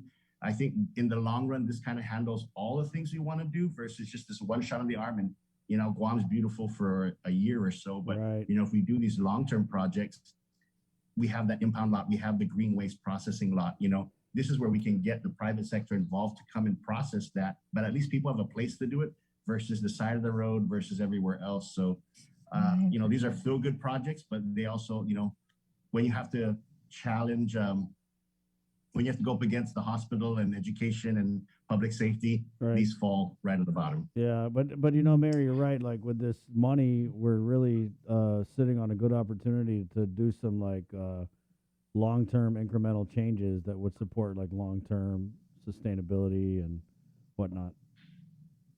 Yep, I agree. That's the future to me. And if it was up to me, that's what I would do in my public comment for the use of the funds is really just set aside, because they've been problems that have plagued us for 20 years. I mean, how many times do you guys have to do a story about these things? So, we don't have an impound lot. So build some. Plain and simple. We have some money now. Build some. Build it right. Build it correctly. Fence it in. Do whatever else like that. And let's just do it so we don't have to worry about. I mean, I've seen pictures just recently of the front gates of the schools. Now that the schools are closed and some of them aren't even open there's junk cars in front of them. I was like, what is this? I was like, how did this happen? And so, it's now going to be a debate of whose responsibility is it to remove it? And ultimately it will fall on the mayors. And where do we get the funding for it? And many of the mayors have already exceeded their amount of money, which was one of the things we've talked about is they, to break down our villages into service areas versus counting it as, Dededo is one big village, but there's actually 14 service areas in Dededo. You can actually name them, Kaiser, NCS, and all these things. And unfortunately for her, by the procurement law, she's tied just as Dededo. So the fact that she has 45,000 people doesn't make a difference to the procurement side of it. She gets the same amount of cars removed as Umatic or Aganya or Sinahanya. And 100 cars in Sinahanya, you're going to see the difference immediately. 100 cars in Dededo, you're not even going to know where it came from. You're going to see, is this side Dededo or this side of Jigo? So you have villages like Dededo, Jigo, Mangilao, Baragada, Tumuning, who need to be broken down to these service areas. So procurement can be targeted and laser focused to clear up those specific problems sites. So whether it be Atacao, whether it be Lower Baragada, because that's what happens with these villages is they clump us into one, and one side of the village is more wealthier than the other in terms of median income, and it disqualifies them for everything else. And so by counting service areas, I think you're able to say we need a public facility or a baseball field in Harmon versus saying, hey, Tuman Harmon, sorry, but you're rich. But Tuman throws everybody off. And so, those villages, those sections of the village suffer. So hoping that, we've talked with some of the senators to create these service areas. They're recognized by the census. So it's moving forward with that. You said you're talking to some of these senators. Have you spoken to your oversight chair, Senator Pito Terlahi? I mean, what has he been doing? Has he done anything for the mayor's council? He's a former mayor. My goodness gracious. Can't believe we're talking about this. Yeah, he's aware of the problems that exist there. We've asked all our mayors, talk to those senators that sit on your municipal planning councils. I've had meetings with 3 senators already. And so, I'm just, calling my Sinahanya senators and saying, this is kind of what we want to do and need to work on. And this is how we see it best solving some of the issues we're having, because everyone always says their hands are tied, but some things just need to be changed in policy, and the law needs to be changed and upgraded and, to service the people versus it being the hindrance. What about changes with how the budget is provided to the Mayor's Council of Guam? Because I remember it was about a year ago when Jason and I went to Mayor's Council of Guam meeting, and some of the senators, it was former Senator Rudy Matsunani, and even Paco agreed about the inequity on how bigger villages get the same amount of money for their budget as villages like PD, the smaller villages. And Senator Terlahi was there. And it sounded as though, he understood, obviously, because he was a former mayor. And I would have thought by now something would have been done. Was that even brought up during the budget hearing? Not that I'm aware of. During the budget hearing, actually, I was taking my parents to an appointment, so I didn't get to hear it. I caught little bits of it. And then before that, I was doing the graduation for the seniors. So you got photos of that one that Joe Nuggan did, Travers did. So I was doing that during the hearing on that end. But you're right. And I don't know why they can't figure it out that way. From what I know from any experience of any jurisdiction, a portion of the taxes collected in that jurisdiction stays there. So if you have 45,000 residents and a portion of their property taxes and all this, that should give Dededo a healthy budget.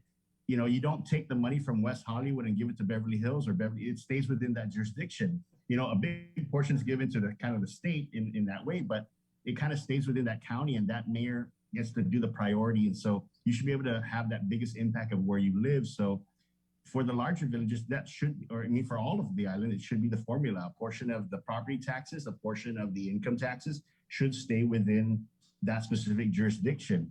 It encourages economic growth. It encourages a whole bunch of other things and incentives to kind of move people to urban, suburban areas, encourages development. So that's kind of how I would solve some of the things, is because then it's not going to be based on road mileage, because road mileage is what you were talking about when you were there, because you have paved roads and unpaved roads, and then you have just, private easement roads. And so there's no physical way to kind of redo the count, which wouldn't cost us a lot more money. I think it's going to cost like $600,000 if we had to redo this survey or something like that. And so that's not money the mayor's council has. So we said, just base it on the census, base it on the amount of, people there, and then the property taxes collected or known for that area. And then that's how it should kind of be divided. Then you can get the adequate amount of workers and response crew and resources for that area, because then now, if you have a larger area like Los Angeles or New York, the city of New York's budget's in the billions because it stays in New York. It doesn't get spread out to Albany and everywhere else. It stays in New York City. Yeah. It just seems like you guys need somebody fighting for you guys in the legislature. Same with the Guam Police Department. It's almost like they don't have a oversight chair either. Mayor, I wanted to switch gears before we let you go. The tiny houses at the public cemetery in Nimitz Hill, Parks and Rec has given the edict that these need to be torn down. I don't know if we caught up with you since the inception of this whole issue, but just your thoughts on tiny homes at the cemetery. It's they didn't go up overnight, so people saw things, and for it to be said now, you got to remove these things. That's kind of the hard part. I'm okay. For me personally, if it's not bothering any other grave that's beside it or behind it, you're not impeding anything. Okay, and were the people made aware? Maybe not, but if the cemetery was maintained properly and cleared, people would have saw contractors coming in or people self-building anything that goes above 3 feet or whichever else. So, I think it's already too late to kind of ask somebody to tear that down, especially if they're saying that these were COVID victims and they're just trying to do whatever they can to kind of keep their memory alive. As long as they're not bothering any other grave in that area and doesn't impede any traffic or hazard, I say, just leave it. It's going to be unique for us. It's going to be another, it's one of those things like, Guam always has these little unique attractions. The tourist it could attraction. Be the attraction. Right, yeah. It could be like, hey, look, this is how on Guam that we started a trend to do this, but it's too late to ask somebody. And where they found contractors at this day and age, I'm surprised. I was like, someone go there and hang out in the cemetery and hand out, I have projects that need to get done. Are you licensed? Can you do this? Come bid on these projects. And they're these families, really nice. Yeah, and to these families, it's their way of paying tribute. Some people do it in their home or in their yard. They have altars or, their little things at their home, but they wanted to do this as an outward expression of their love and support of their loved one. But like I said, as long as it's not impeding on anyone in front, on the side, have at it.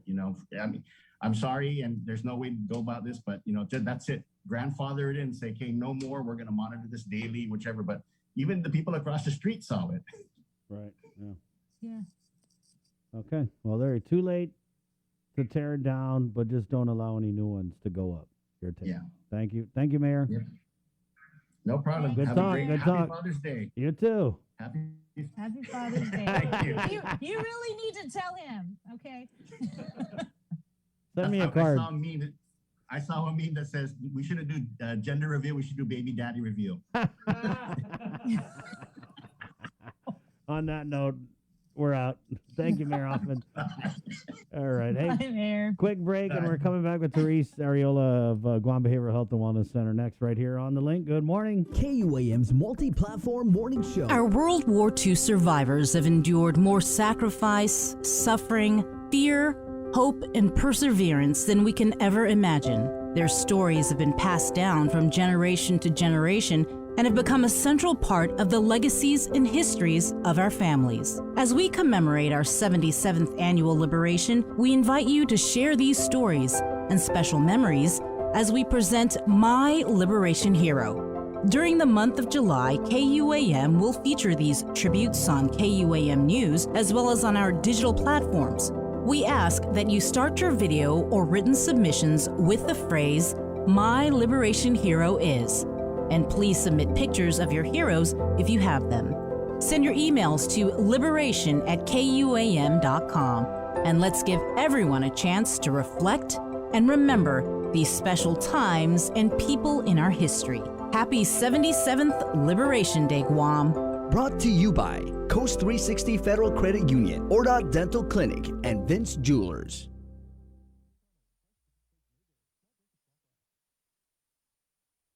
Uno Go, delivering meals from your favorite restaurants and more, including delivering sodas and adult beverages from the Bottle Shack. Visit uno-go.com or download the app today. Also follow them on Instagram and Facebook.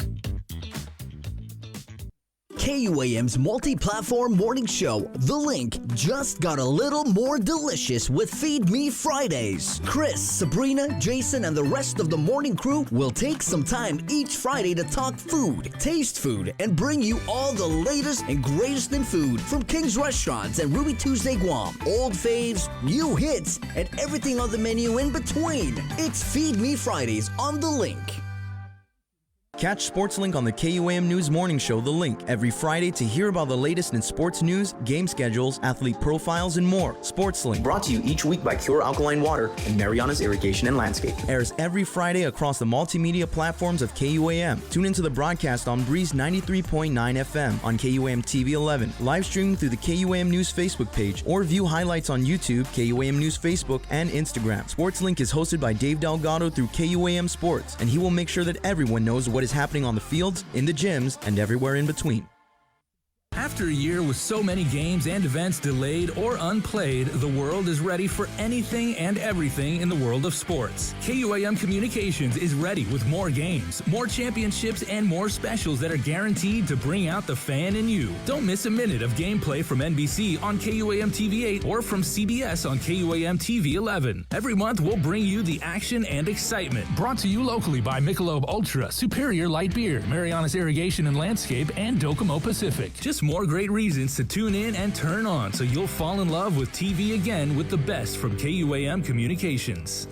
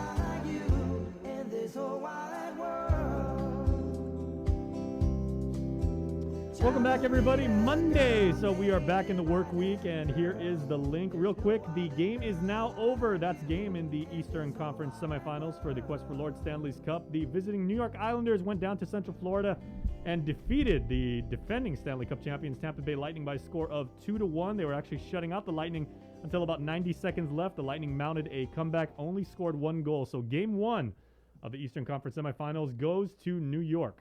We're now going to go back to local news with Chris and Sabrina, who are standing by with our dear friend Therese Ariola from the Guam Behavioral Health and Wellness Center. Hafa Therese. Morning, Therese. Hafa Guam. Good morning. Buenas. It's a Monday, and it's going to be a very interesting week, at least for Guam Behavioral Health. Why is that, Therese? Oh, because tomorrow I have my budget hearing. Budget time. Oh, man. Happy hunting. It's always fun. So what would you say are the Ojibwe guys? That's She said happy hunting. that's what we call Guam Behavioral Health and Wellness Center. They call it Jibwick. But what are the most pressing needs, Therese, that you're going to really try and champion going into your budget hearing tomorrow? Oh, are we on the air? Yeah. No. Yes. Yes. We are. Yeah, we are. Hi, hi. We are. We are. Morning. Well, there's a lot of things happening. We just finished CARF accreditation review last week. Next week, we're finally ribbon cutting the 3.7 detox unit. Finally, we have lots to talk about. We have a lot of big projects in the air. We're finalizing our psychology internship program, graduate program that is going to help build up our own core of psychologists on Guam. And we have partnered with the Wichita schools, the Wichita program, psychology program, behavioral health program. We've been working on that since January. We just opened and we started operating mid-May, the Department of Correction, Mental Health and Substance Use Program. There's a lot of big lifts happening in the last couple of weeks. What else do we have? The crisis hotline is still hot and heavy, literally hot and heavy, averaging about 600 calls a month. At the high, it was 800, so it has not dipped down at all. That's always a good thing, because that means, number one, people are getting over whatever stigma they might have had to reach out and get the help they need. But it's also a major indicator that our community is ill, very ill. We have a lot of the top stressors in the calls of the hotline are suicide ideation and depression, really, and anxiety and depression. And so it's still relatively high, and again, a big indicator that our island community is ill.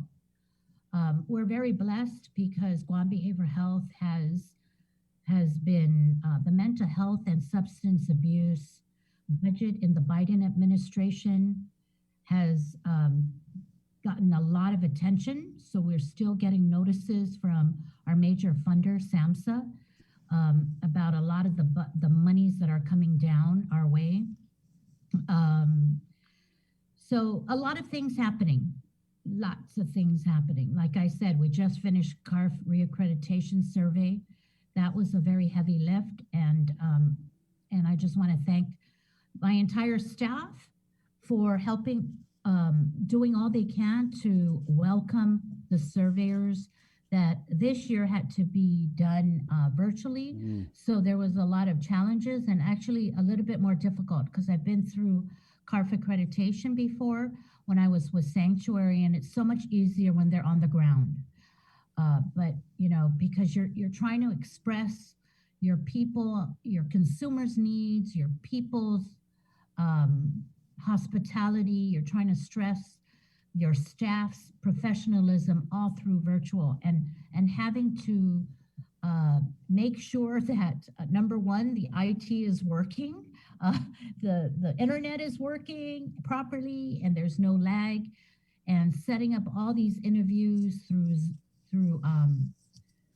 we use Microsoft Teams with them, but for lack of a better word, zooming in, right? Everything was in virtual. Wow. So that was a very, very big lift that we've been waiting for the last, for me, for the last 2.5 years, because they were first accredited. Guam Behavioral Health is the first government agency to be accredited by CARF. And so this is a re-accreditation every 3 years. And I have to say, I'm very pleased with the outcome. Of course, we're not perfect, and we have, through our exit survey, we were given a list of few recommendations that we need to deal with, but we were measured by over 1,600 national standards for behavioral health, mental health departments and agencies across the nation. And I would say we had about 20, no more than 30 recommendations. So we're feeling very, very optimistic about our reaccreditation. The good part, the most wonderful part of that is that all our clinical programs had 0 recommendations, and that's key. Because our clinical programs are our service programs, right? DNA, Healing Hearts, Children's and IFA Magonta, what you know as IFA Magonta, adult counseling, so inpatient stabilization unit. So all those service areas, clinical areas, pharmacy, we had 0 recommendations. So those are all, that's a good sign. Yeah. But again, it's not official until you get the official congratulations, but I'm feeling good about it. What were some of the recommendations that were made for Jibwick? A lot of it is just little things like documentation, things that we've already taken care of, to be honest with you, things that we had before that for whatever reason, for example, making sure that our satellite offices signage properly shows our work hours, where to go after hours, where to proceed, since they are a satellite office. Things such as just recommendations of making sure that we update certain plans, like accessibility plan, technology plans, and things of that. So not that we didn't have them, but we just needed to ensure that we had documented. It's all about documentation, having proof that you're doing things, making sure that all minutes are taken, and things of those nature. Just like I said, I wouldn't say they're insignificant because a recommendation is a recommendation, but definitely nothing. There wasn't a recommendation that we were given because we didn't do something, only that there was areas of improvement that could be done. So I'm very pleased, and I'm very grateful. Right. It was a grueling 3 days. I felt it. I saw my staff come together, and during the exit survey, it was quite a relief as we were cheering, listening to the surveyors. And we had 3 surveyors. So imagine 3 surveyors, Monday, Tuesday, and Wednesday from 8 to 5, surveying different areas of your department, questioning different consumers, questioning our stakeholders about our services, and having all that going, and making sure that they got all the documentations that they needed to review. It's a lot is policy driven. So, do we have the policy for this or that? Seclusion or restraint, things of that nature. So it was pretty nerve-wracking. All 3 surveyors knowing that they're surveying different areas of your department simultaneously, and having them call on you and jump in when needed to answer about certain things. So Sign of the times, accreditation. We're glad it's over. Right. We're glad it's over. And literally, I said to my staff after, I said, thank you after the exit survey Wednesday afternoon. Thank you very much. You did well. Let's now close the loops on those recommendations that they mentioned. And now I have to pivot to the budget, which is tomorrow in the afternoon. So if it's not one thing, it's another. Right. But we're really, really busy. And when I say we're busy, not just administratively, but we're very busy at the clinics in the service area. It's been, we've had high census in the units lately. So again, that really correlates to the number of folks in the hotline who are seeking help, and also correlates with my comment that we have a very sick community. Teresa, are we still dealing with, and if we are, how do we plan to address a shortage of counselors and social workers? Oh, well, I am constantly hiring. So they're hiring in the pot. We're constantly interviewing. We are working with the Lieutenant Governor's office. We have pulled in I'm not sure if I mentioned this to you folks before, the School of Counseling and the School of Social Work at the University of Guam, trying to make sure that these folks, especially, for example, right now, we have a new core of social workers and counselors that have graduated at the university this year, making sure that they immediately get into applying for positions throughout the government, if you think about it, because I'm not the only one that needs social workers. Everybody needs social workers. Public health, the hospital, DYA, social work, the hospital, social work positions are there. There's quite a bit of need throughout the government, especially now with CPS and the emergency declaration of CPS. So we've just been working with the front office and the administration and the powers that be at the University of Guam to make sure that these folks go right into getting a government job if that's their desire. That's the key. Recognizing the shortage of certain service positions or professional positions is something, that I worry about, that people, senior management worry about all the time. What do we do? Because there's no one, either there's no one to hire or there's not enough to hire, right? And we are pulling the same people from different departments. So it's not uncommon for somebody to leave one department and be recruited by another department because it's open and blind recruitment, right? So, and individuals, employees have their choice where to work.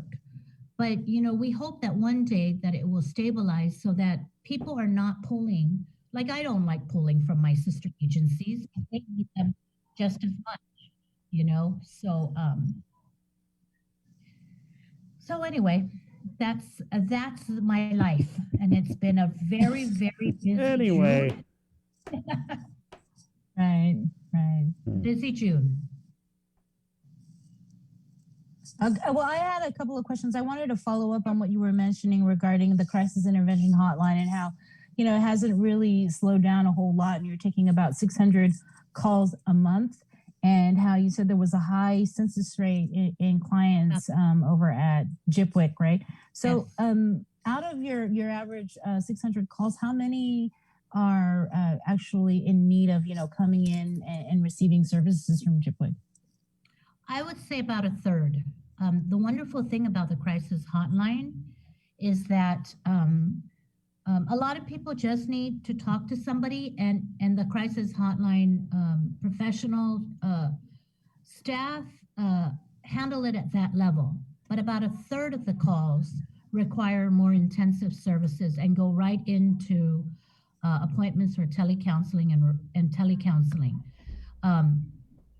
Some of those suicide ideations go right into asking them to please stop by and getting the help they need, because it really is only a psychiatrist that can determine whether they are truly in crisis and whether they can they fit the criteria of being admitted into our crisis stabilization unit that we operate at the department. And so there's a big correlation when you've been running 90 to 100% beds in the stabilization unit, and the number of calls in the hotline is as high as it is. You can see that the community is in crisis. The community is in need, and we can think of that and be, overwhelmed by the idea, but we can also think of it as, thank goodness they number one, know of our services, and number two, are coming and getting the services they need, whether it's through a call or actually visiting us and getting assessed and being admitted. And So- Teresa, if I may, I'd like to follow up on Sabrina's question, because the last time we had a member of your staff here, we were talking about, kind of like the breakdown demographically of who the people calling Jibwick are, like young people versus middle-aged versus, our island's Manumko, and even like an ethnic breakdown. Would you know off the top of your head, like, has there been a change in the people that are calling, and has it shifted in any way? And I don't recall the time frame in which they shared that with you. Which, if you can give me what did they say? Yeah, it was during May, and I believe they said that and it wasn't unexpected, because the school year was winding down. Kids had final exams, and they had like a lot of peer pressure and going back to school, and after a year of being in and everything. So they said there was a little bit of a skew, like a little bit of a bump towards younger people. I'm just wondering now that we're in the summer months and everything like that, has that trend continued? I don't think that you're talking May of just last month. Yeah. Yeah. And by the way, thank you very much, Link, for being a major help in Mental Health Month, May. I know you had us every week talk about one service or another, so I really appreciate your assistance in getting the word out of our services. But I don't believe it was just me. I don't have the latest breakdown, but I don't think there has been much of a change. When school year ends, that brings just a different kind of anxiety. You got seniors who are trying to figure out what are they going to do in their life. They're like, oh, congratulations. Now you're an adult. Good luck. That stress of, what do I do? Am I going to go to college, or the anxiety of and the anticipation of going to college, getting a job, So, graduation has its own set of stresses that, and it's mixed, right? It's excitement because they're graduating, but it's like anxiety because they are excited that they graduated, but they imagine, we all know how it's been. That's all you know. You only know how to be a student. Mm-hmm. And then all of a sudden you're like, one day you're like not a student, and you're either going to go to further schooling, which brings on that anxiety in itself. And parents are, have anxiety about wanting their kids probably to go off island if that's their choice. But the anxiety that, the United States is not doing so well when it comes to COVID. Mm-hmm. Just yesterday, I was listening to the news after Mass, and, the United States death toll has hit the mark in June more than the entire 2020. So what does that tell you? That the United States is still struggling to contain the virus and the acuity of the virus and the effects in our healthcare system. So, parents are worried, they want their kids to go off island, but they're not, I know I've been to several graduations, and all anybody's telling everybody who were sending off and congratulating is congratulations, girl, but please wear your mask no matter what. It's like,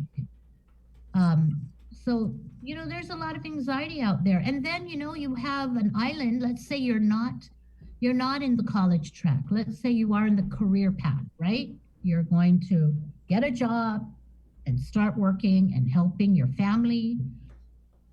1/3 of our economy hasn't really opened. The nice thing about it, our restaurants are busting. Everyone has some money, whatever, whether it's stimulus or whatever, everybody has money, some kind of money, whether it's earned or through a program, and they are enjoying the restaurants. So restaurants are open, but for the most part, the industry in which used to take care of 1/3 of our economy is not active yet. And so, you're fighting against Do you bring on people when the economy, tourism finally comes back? Are you bringing in kids who are not experienced versus those who have been waiting to get back to work? So, there's a lot of stresses out there. So I tell a lot of people, you and I, Sabrina, everybody, KOM, those of us who are fortunate to have never lost their jobs, we need to wake up and thank God every day. Amen. And grateful, and that we're able to still earn that income when other people are worried about, the program help is ending soon. Therese, what are we going to do? Would you say, I'm not going to ask you for any, all that has caused a great number of calls to the hotline. So to tie it back, it's caused a great number of calls to the hotline, and a lot of people are worried, and so anxiety and depression is high. It's very high. So when you go into your budget oversight hearing, are you going to kind of do an autopsy of GIPWIC's response to COVID? And absolutely. Yeah. Well, we'll tell them how we, the last time we were in front of the legislature was June of last year, early June of last year. And so we are already part of the COVID, but a lot of things have happened since June of last year to June this year. Like just how we responded and how many people we brought on board, how many new grants we've received. We're so blessed. We are a department that is very aggressive in the grant writing. We look at our need and we write to that need versus I know, I've been in the grant world for over 15 years. Right, and so I know people who write grants just to find the money and then have their services follow the money versus looking at what services we need and writing to that. And we have been able to offset a lot of our local expenses into the federal side. So we're doing very well. And again, like I mentioned, there's so many things happening. I mean, we have a conceptual letter concept. We're opening the building of a new detox building, is expected next year. We are renovating the DYA cottage homes. Right. The Lieutenant Governor has looked at repurposing certain government property that is underutilized or not utilized at all, unfortunately, which is terrible because it's a resource that's not used, and recognizing that there's a need to be repurposed. And so, renovating the cottage homes in the DYA cottage homes in Telefofo and transferring that over to Guam Behavioral Health so we can expand the number of recovery beds. Because the realities are, we have a lot, there, as I mentioned before, the COVID pandemic is not the pandemic. It's a pandemic that we were faced with and probably hit the hardest in front of our face that we had to deal with. But we have been dealing with a decades-long pandemic of drugs on the island. Right, yeah. Yeah, and Teresa, on that note, we did want to ask about this MOU with GIPWIC and the Department of Corrections. Corrections, yes, very exciting.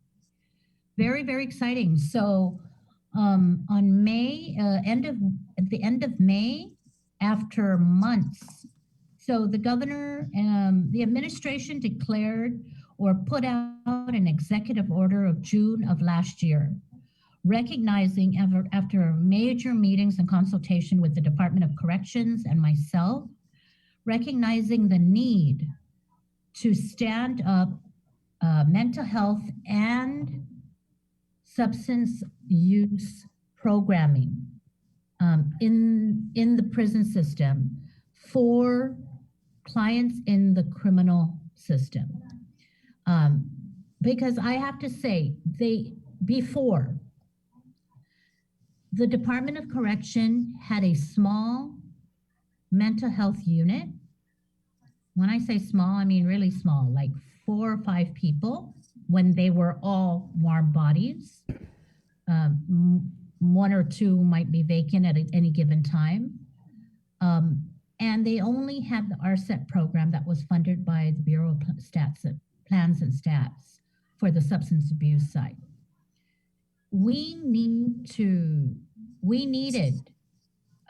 or the Department of Corrections spoke to me, Joe Carpelito, and said, you know, I need to get out of this business. This is not my business. This is your business, which makes sense. Why would Department of Corrections be in the mental health business and try to stand up their own mini GIPWIC, if you will, when you already have Guam Behavioral Health and all the resources that comes with it? So very simply, the governor put out an executive order. We brought in a major consultant we've been working with since, if the executive order came out in June, probably in August, we started talking to Dr. Deborah Pinos. Dr. Deborah Pinos is a psychiatrist who is really recognized in the SAMHSA world for her, for all that she has done. If you Google her, she's very impressive, and we were very lucky to be able to have her be a consultant of us while we're trying to stand this up after the executive order was put out. We've been working on this MOU, working with the Department of Correction, their small team, their leadership, and we finally put an MOU together that was signed off, was sanctioned by our governor and lieutenant governor, and signed off by Joe Carpelito and myself. And so here we are today. And it is our guiding authority right now. So the bottom line is Guam Department of Correction is no longer in the mental health business. They have brought in Guam Behavioral Health to stand up mental health and substance abuse programs in the Department of Correction, not just for the inmates in the population, but also for pretrial folks. So we're hitting everyone. We're trying to, when I say hitting, we're trying to hit them with services, everyone who comes through the criminal system and touches, whether it's Hagatna Detention Center or they have an address for years or months at the Manilao Department of Correction facility. Mm-hmm. So, hey, Teresa, go ahead. Mm-hmm. Go ahead. No. Okay. You mentioned Hagatna Detention Facility. You know, as we know, John Richard Bass, he's actually in the Hagatna Detention Facilities accused in the murder of Virginia LaGuatnia. But I know leading up to his capture there, I was reading in one of our chats regarding the Guam Behavioral Health and Wellness Center on, I believe, high alert.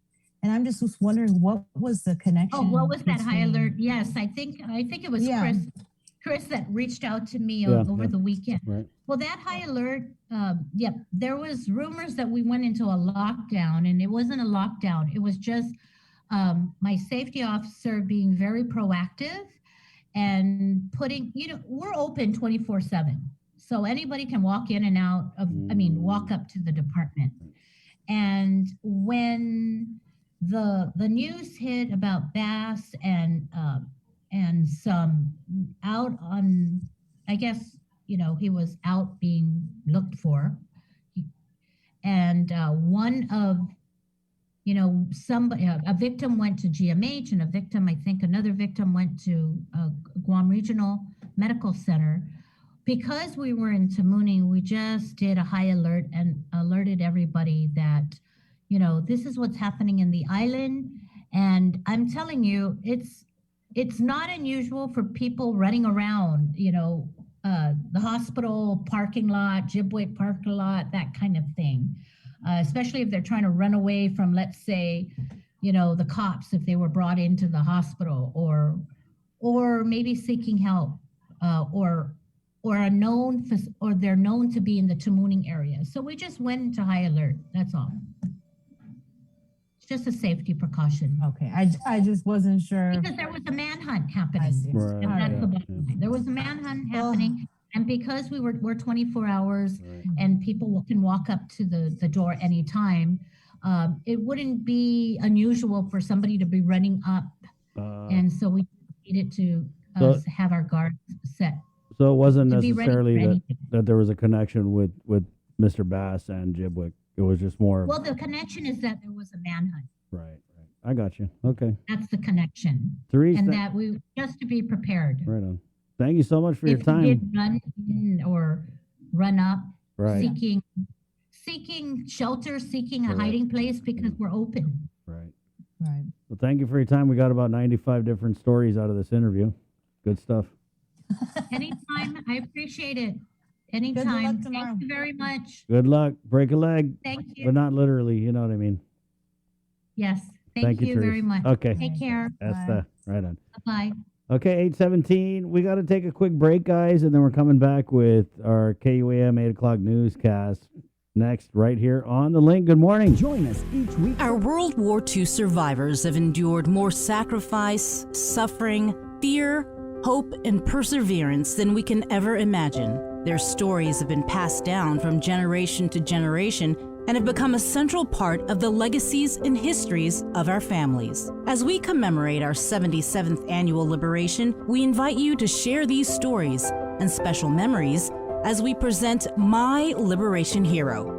During the month of July, KUAM will feature these tributes on KUAM News as well as on our digital platforms.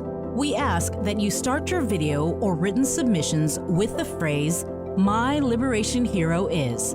And please submit pictures of your heroes if you have them. Send your emails to liberation@kuam.com. And let's give everyone a chance to reflect and remember these special times and people in our history. Happy 77th Liberation Day, Guam. Brought to you by Coast 360 Federal Credit Union, Ordot Dental Clinic, and Vince Jewelers.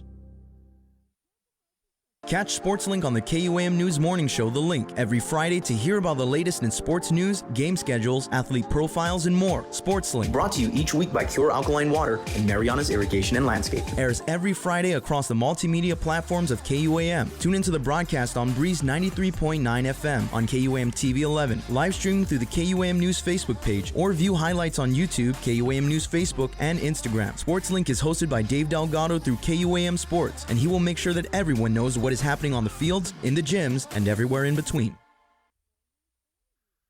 KUAM Communications continues our perpetuation of our Chamorro culture, language, and heritage, with features available to our listening and viewing audience, including streaming of Chamorro music 24 hours per day on Isla Digital Radio on KUAM.com and the KUAM News app. Chamorro News Update, weekdays on The Link and the KUAM News YouTube channel. Conversations about life in our Chamorro language podcast, Cuentos Tapoco, with Kin Conception, seasonal specials, shows, and other features highlighting the beauty of our language, culture, and history. It's a new era of our continued commitment to our Chamorro heritage. Isla, watch, listen, stream. Viva Isla!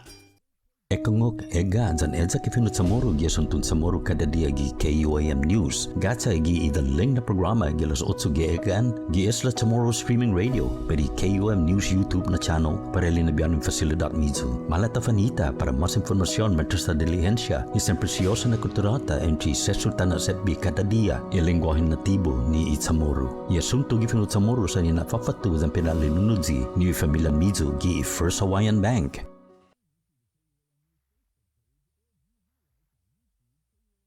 KUAM News, in partnership with the Guam Visitors Bureau, brings you the Guam Safe and WTTC Safe Travel Certified Program Showcase. Look out for this powerful symbol for visitors, island residents, and industry workers alike, as it represents establishments with a consistent global commitment to safety practices. Stamped with approval by the Guam Visitors Bureau and the World Travel Tourism Council. Every Monday on KUAM News will feature a different local business who's taken the Safe Guam and Safe Travels pledge to maintain health and safety standards to get Guam back on track. Log on to visitguam.com to see how your business can receive the designation, what businesses in our community are Guam Safe certified, and have the WTTC Safe Travel certified. I decided to get vaccinated because just thinking about all the lives lost from COVID and everyone on island that contracted the illness, I realized that I need to do my part, not just to protect myself, but our community. And I also realized we're still not out of the woods with variants that are out there. I want to be safe, and I want to keep my family safe. I'm Tyler Matinani, and I'm a proud member of the vaccination. Join the vaccination. Scan and plan. For more information, go to KUAM.com. Brought to you by American Medical Center, your partner in healthcare. KUAM's multi-platform morning show, The Link, just got a little more delicious with Feed Me Fridays. Chris, Sabrina, Jason, and the rest of the morning crew will take some time each Friday to talk food, taste food, and bring you all the latest and greatest in food from King's Restaurants and Ruby Tuesday Guam, old faves, new hits, and everything on the menu in between. It's Feed Me Fridays on The Link. The world of television is more exciting than ever. Don't miss a minute of special presentations from NBC on KUAM TV 8 or from CBS on KUAM TV 11. Every month, we'll bring you the fun and excitement of award shows and red carpet moments, special series presentations, and other great network programs. Brought to you locally by King's Restaurant, Ruby Tuesday Guam, Bud Light Seltzer, and Docomo Pacific, giving you more reasons to tune in and turn on. Fall in love with TV again with the best from KUAM Communications. Looking for TV schedules, upcoming sports, or special presentations, or what you may have missed over the busy week you had? Well, look no further than KUAM Digital Digest. This weekly emailed newsletter puts all kinds of information in the hands of subscribers each and every week. Just subscribe and we will make sure you keep up with your favorites and stay informed and entertained throughout it all. Go to KUAM.com, click on the newsletter tab, give us your email address, and you are all set. Brought to you in digital partnership with King's Restaurant and Ruby Tuesday Guam. It's the KUAM Digital Digest, your weekly guide to the latest information and best entertainment on the stations and platforms of KUAM. We got your 6 at 6 a.m. with The Link on Breeze 93.9 FM. Bree and I connect you with all the latest news and information you need to know to start your day. Then check back with Guam's news leader at 6 p.m. for the day's top headlines with KUAM News Primetime. From 6 a.m. to 6 p.m. and everything else in between with KUAM Digital, we got your 6.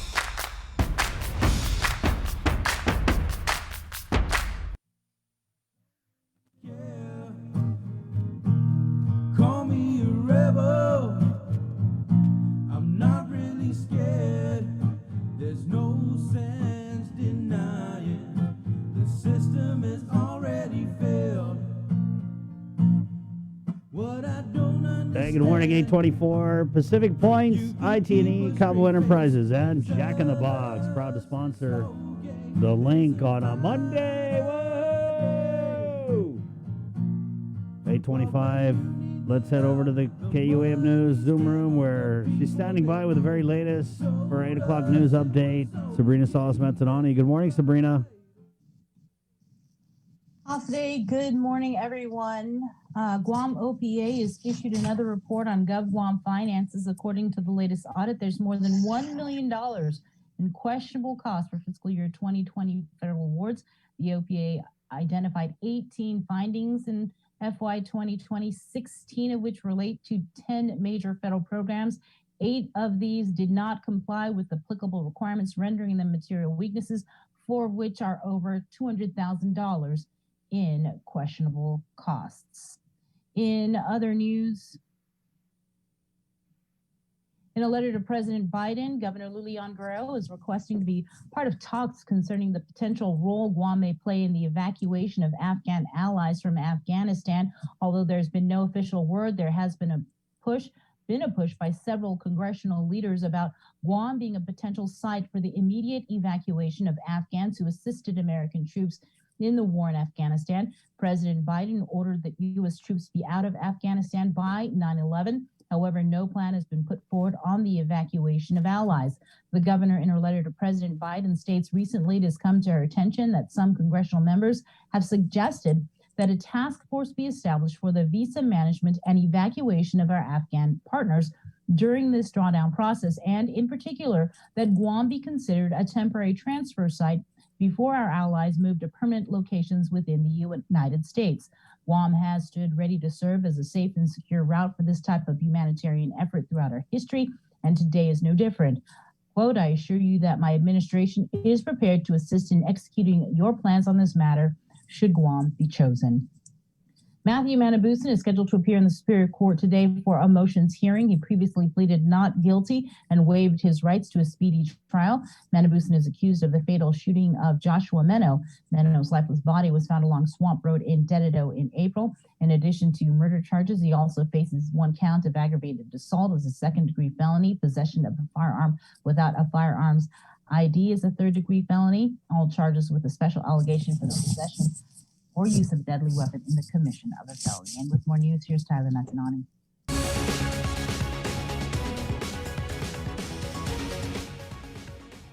Buonasera half a day, everyone. I'm Tyler Matanani with your headlines here on The Link. Community members feel GPD's Domestic Assault Response Team, or DART, is lacking in response time and ultimately feel the system is failing victims. This comes after a woman was murdered in her apartment in front of her children.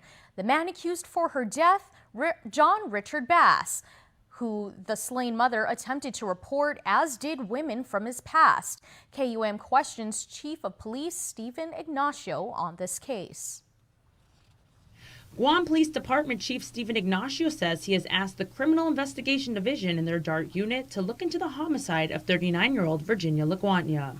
Laguarnia was brutally stabbed to death on Sunday, June 6th inside her residence at Hotel Mayana in Tamuning. John Richard Bass III is being held on a $1 million cash bail and faces murder charges for Laguarnia's death. It was learned that Laguarnia was in a relationship with Bass. However, according to a family member's social media post, she had been trying to leave him and made multiple reports to GPD. And then I also asked them because I was aware that another victim of this suspect had come forward.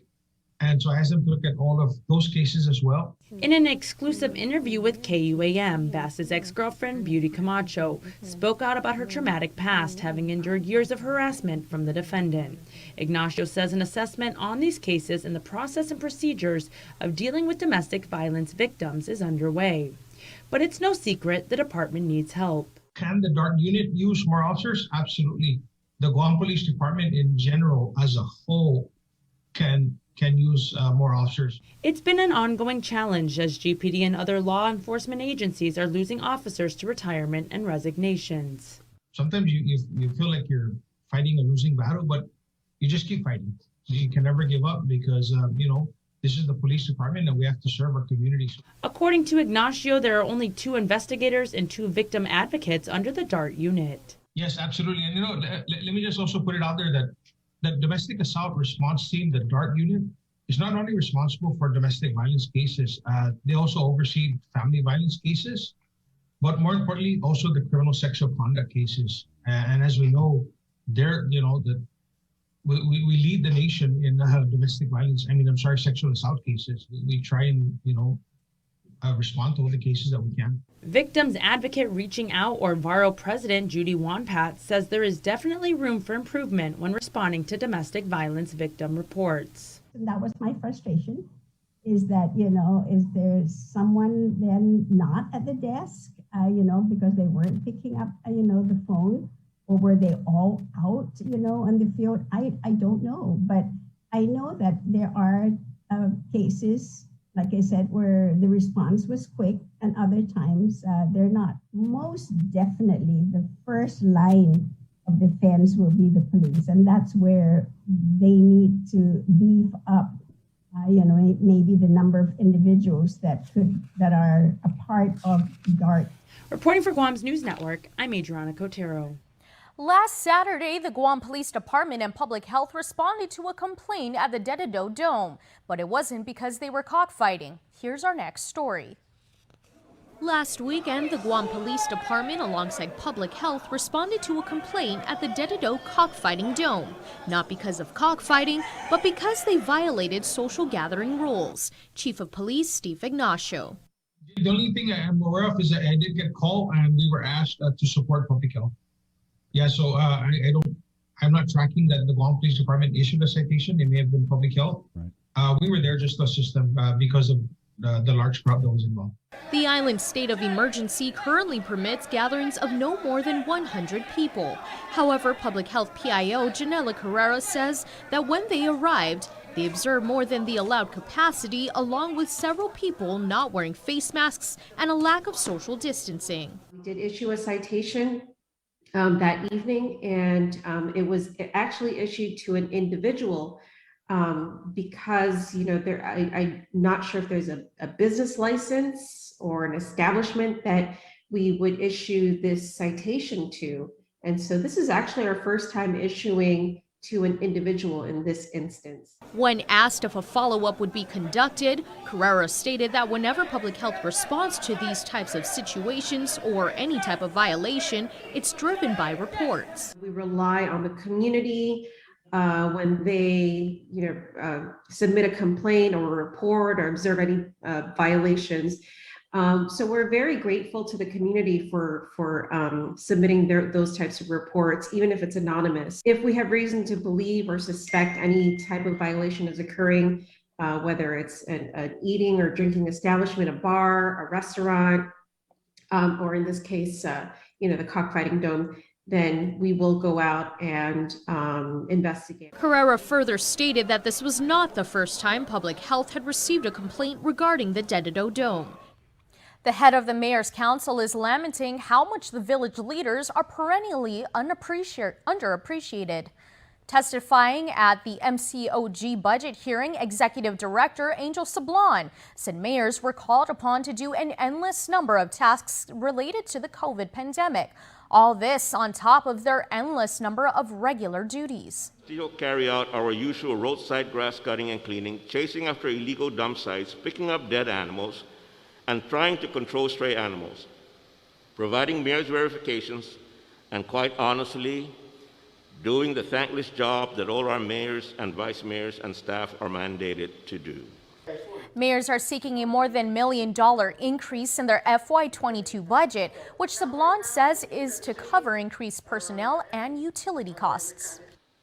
Senators, this is our FY22 budget request and submission. Simple and straightforward. We have been castigated and criticized because the majority of our funding sources comes from the Guam Highway Fund and the Tourist Attraction Fund. This is not of our making. As you may see in our eyes and feel in our hearts, we are tired of being thrown under the bus. The Mayor's Council is seeking a budget of $12.3 million in fiscal year 2022. That's about $1.8 million less than what they asked for in FY21, but $1.4 million more than what they were appropriated this year. Meanwhile, as senators continue with the budget hearings, they are still mostly in the dark about how much American Rescue Plan money will be used to support government operations. We asked the governor about that, but she says they're still finalizing a spending plan for the more than $600 million in discretionary funds she has at her disposal. We're still getting changes in the interim guidelines. We've just received more changes in relation to the non-entity funds. And so, nothing final has been decided, so it's still under review. By July 16th, we should be able to get something more final. July 16 is the deadline to comment on the Treasury Department's interim final rule for use of ARP budget funds. That's it for now. We'll see y'all at 6 tonight on Primetime. That's it for now. We'll see y'all at 6 tonight on Primetime.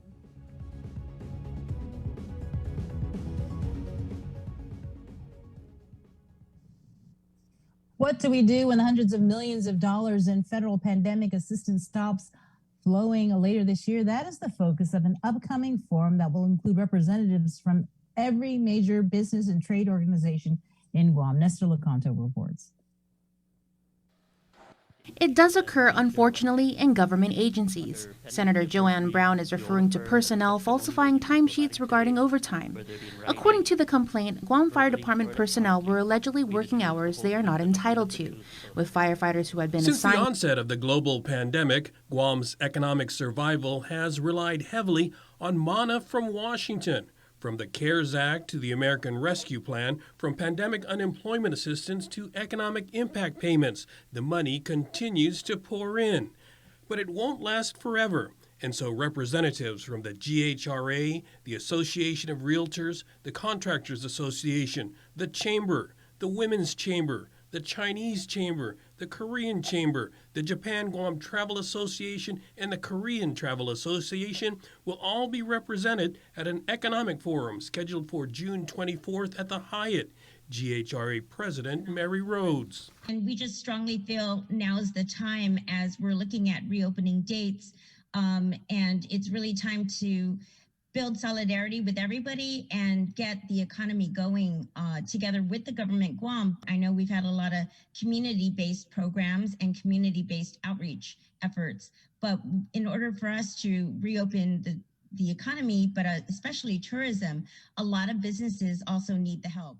She says we need to look at ways to diversify the economy as a full recovery of the visitor industry is still at least 2 years out. She adds that competitors such as Hawaii are enjoying a head start by allowing entry with a simple negative PCR test. Many in Guam's industry believe at the very least the governor should already allow in Korean tourists who've taken the AstraZeneca vaccine, even though it's not a U.S.-approved shot. I know that we're going to have different opinions on that, but if we're going to accept an international market base for our tourism industry, we need to be able to work through and accept the standards that they've chosen. GVB has said it's expecting the governor's approval soon.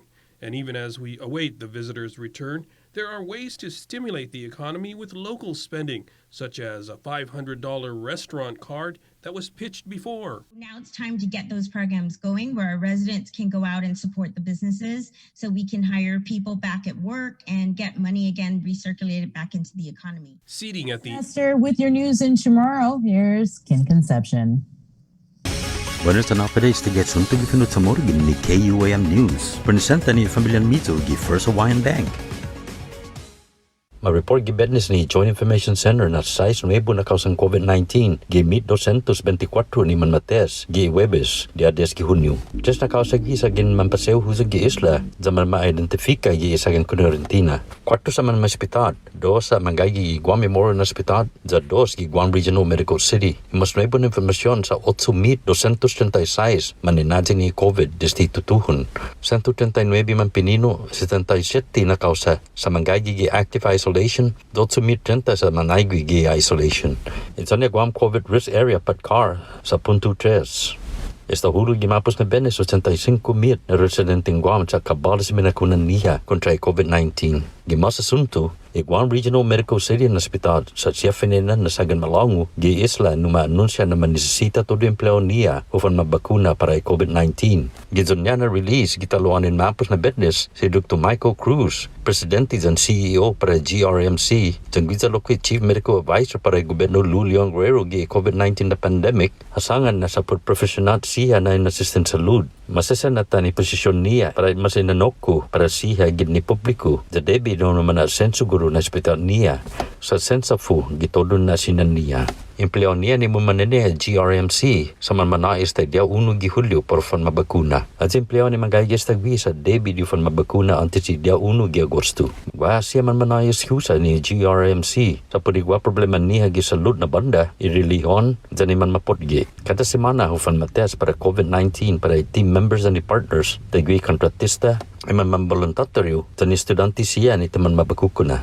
Según si Cruz, kasi 80% na ulanero gi GRMC sa mabakuna esta, desde na matutuhan ni binakuna tatigi Disembre gimapos na sakan. Imas, Centers for Disease Control sa Manay Public Health Guinea, 6.5 milyon pesos para digwahan na biyahe timang pareho minalangon COVID-19. Según ni release para media, maatan na i-resulto na anto na sa lapis sa inadalanto ni test siya sa mas ni nagwaha mas test ni contact tracing. Sa nadya na tisa isidbisyo na kapasidad niya public health pero maataha sa programa niya infection ni COVID-19. Anto na sa lapis sa palugwihi 2.25 bilyon pesos ni mamanay para todo Estados Unidos ni teritoryo siya sa ginadi 2021 Coronavirus Response and Relief Supplemental Appropriations Act. Yutumu, maaresta si Vincent Singh Hoko sa ma-charge ng third-degree criminal sexual conduct ni segundo grado na felony. Dokumento ni Kotti man responding polisiya per criminal sexual assault complaint gi Guam Memorial Hospital gi dia 10 gi Hunyo.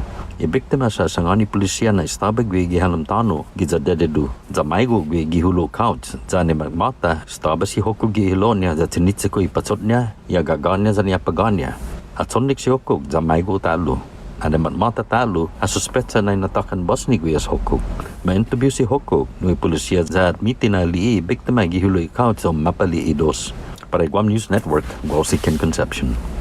Yasunto ifinut sa moro sa presenta za ninafatto ni Familiang Mizo gi First Hawaiian Bank. June makes the best malasadas in Hawaii, a fact not lost on Daryl, whose brother Byron is cooking the onaga he caught at his secret fishing spot with his girlfriend Malia, who used to work for the Shave Ice Guy, whose second cousin Vince drives the school bus ridden by Calais, whose auntie makes the best malasadas in Hawaii. Everything here is connected, and with the new First Hawaiian Bank mobile app, you can stay just as connected to your finances, and it all starts with yes. Okay, it is time for work week weather, and we know, of course, it is gorgeous inside. Landon Idlet, our good friend with the National Weather Service, is standing by, and it's Hockey Monday, everybody. He and I have been ribbing each other for the last couple of weeks, how my beloved Hartford Whalers became the Carolina Hurricanes and finally won their first Stanley Cup, and Landon is decked out in Carolina Hurricanes gear. Wow. Good morning, my friend. I'm never going to live this down. Good morning. Welcome to my weather deck. It's a beautiful day, and yes, the Hartford Whalers, they really were a kind of a status quo average team until they came to North Carolina where greatness happens. Oh, boy. And then they won the championship. So, yeah, it's a beautiful day out there. Not much to see this week. Looks like we're going to continue on with the fine weather conditions that we had last week. If you're outside along the beach, it was a phenomenal sunset last night with almost clear skies with that cloud blocking your sunset view. So no green flash, at least Now if you're that in we Tucson will agree area. on. Yeah. I'm gonna give you basketball for Carolina. I'm gonna give you Kitty Hawk. we're probably gonna disagree on hockey. But make sure everybody watch.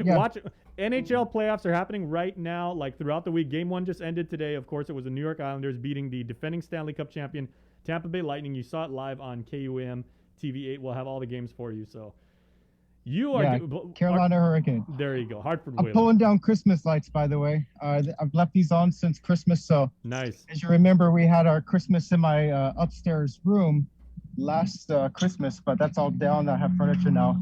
I still have to pull down the Christmas lights when I get time for it, but we're going to go downstairs. So hopefully I don't lose signal as we descend to the lower level. And we're going to talk about the weather. As you know, I told you last week, it's Typhoon Preparedness Month here on Guam.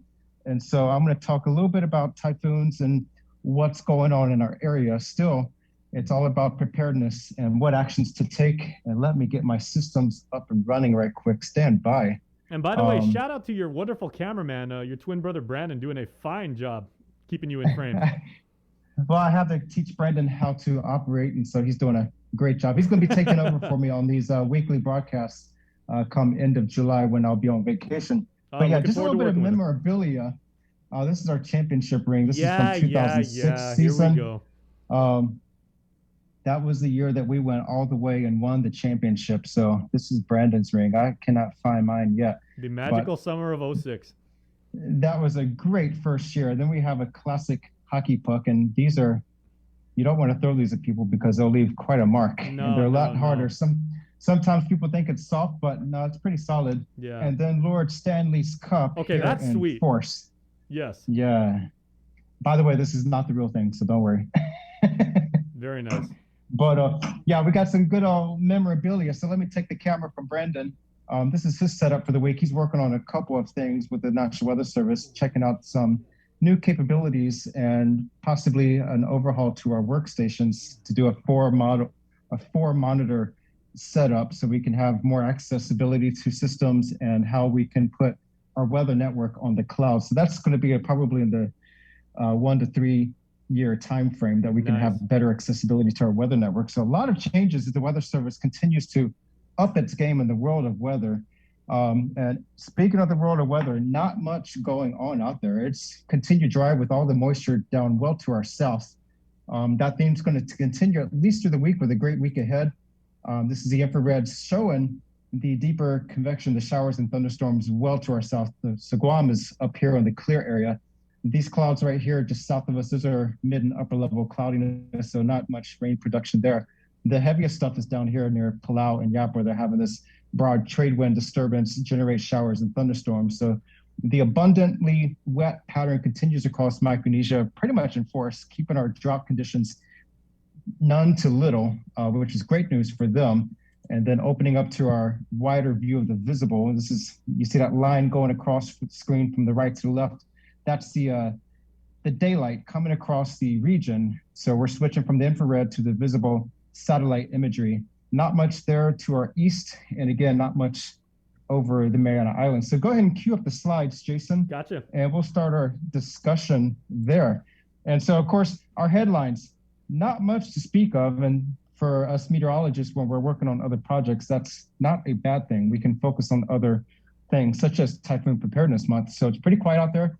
A low risk of rip currents, and the fire danger remains moderate. That will steadily climb as long as our days remain rain-free. So do keep out an eye for that. I think there was a wildfire somewhere in central Guam the other day. So keep in mind, if you have any fires burning, make sure you have a permit and do it in a controlled manner. But always call your fire department before you do an outdoor burning, just for any alerts. So current conditions on the next slide, temperature 84 here at Guam and 83 in Saipan. The winds are light around 6 miles per hour, not much to see there. And the heat index is climbing into the 90s right now. I'm already soaked in sweat from being on the weather patio, but that's not all bad. It's gonna be another typical sunny scorcher. The rainfall, trace of rain yesterday at the weather office here at the airport. And since June 1st, just a half inch of rain. And so we're a little bit down for the month and also down about 4 inches for the year. The next slide, back onto the Typhoon Preparedness Month theme. As we discussed last week, tropical cyclones, that's inclusive of tropical depression, which are winds up to 38 miles per hour. Tropical storm, those are winds of 39 miles per hour to 73 miles per hour, and typhoons upwards from 74 miles per hour. And as we discussed, the next slide, that shows our typhoons throughout the year. So I excluded the tropical cyclones, which includes depressions and storms, and just have this chart on typhoons. They happen anytime around the year. So that's inclusive of February, March, April, May, and a little bit of activity in June. That's kind of our low point for the year. But this just shows that if we have a system pass by us in February, that's not indicative of major problems or any changes. That's just typical for our part of the world. We have that bragging right. These things can occur anytime around the year. The next slide, that shows our genesis area. A lot of times people want to know in terms of climate change and stuff, where are we with tropical cyclones? And our pattern is very closely linked to the La Nina and El Nino pattern. And so you see the blue box, that's the typical genesis region for tropical cyclones during a La Nina pattern. That's where we were last year and early this year. You notice it was a very slow season for tropical weather across the region. And that was in part due to a very moderate to strong La Nina pattern that kept all the development west of us. So we had a tropical storm Atsani scrape by between Yap and Guam around October 30th, just the day before Halloween. We did go into a tropical storm watch for about 1 day. As that thing just scraped off to our southwest, and then it moved on to our west into the Philippine Sea and further developed. That was the only action we had across the region last year. This year, we've already had 4 tropical cyclones. We just had our 5th tropical cyclone in the basin. That was west of the Philippines towards, I think it was closer to Hong Kong or Vietnam, somewhere in that region. That was tropical depression. It was very short-lived, moved on land, and that was it. So it's going to be a little bit busier than what we saw last year, only because we're in an INSO-neutral pattern, and last year was about as slow of a tropical season as we could see. So I'll be working on a collaborative tropical cyclone outlook for the rest of the year with a team of folks from the Climate Prediction Center, as well as Pacific Region Headquarters and others from our region, including Chip Gard. We'll be releasing that in the coming days, hopefully, for a regional climate conference. You mean the guy who's supposed to be retired?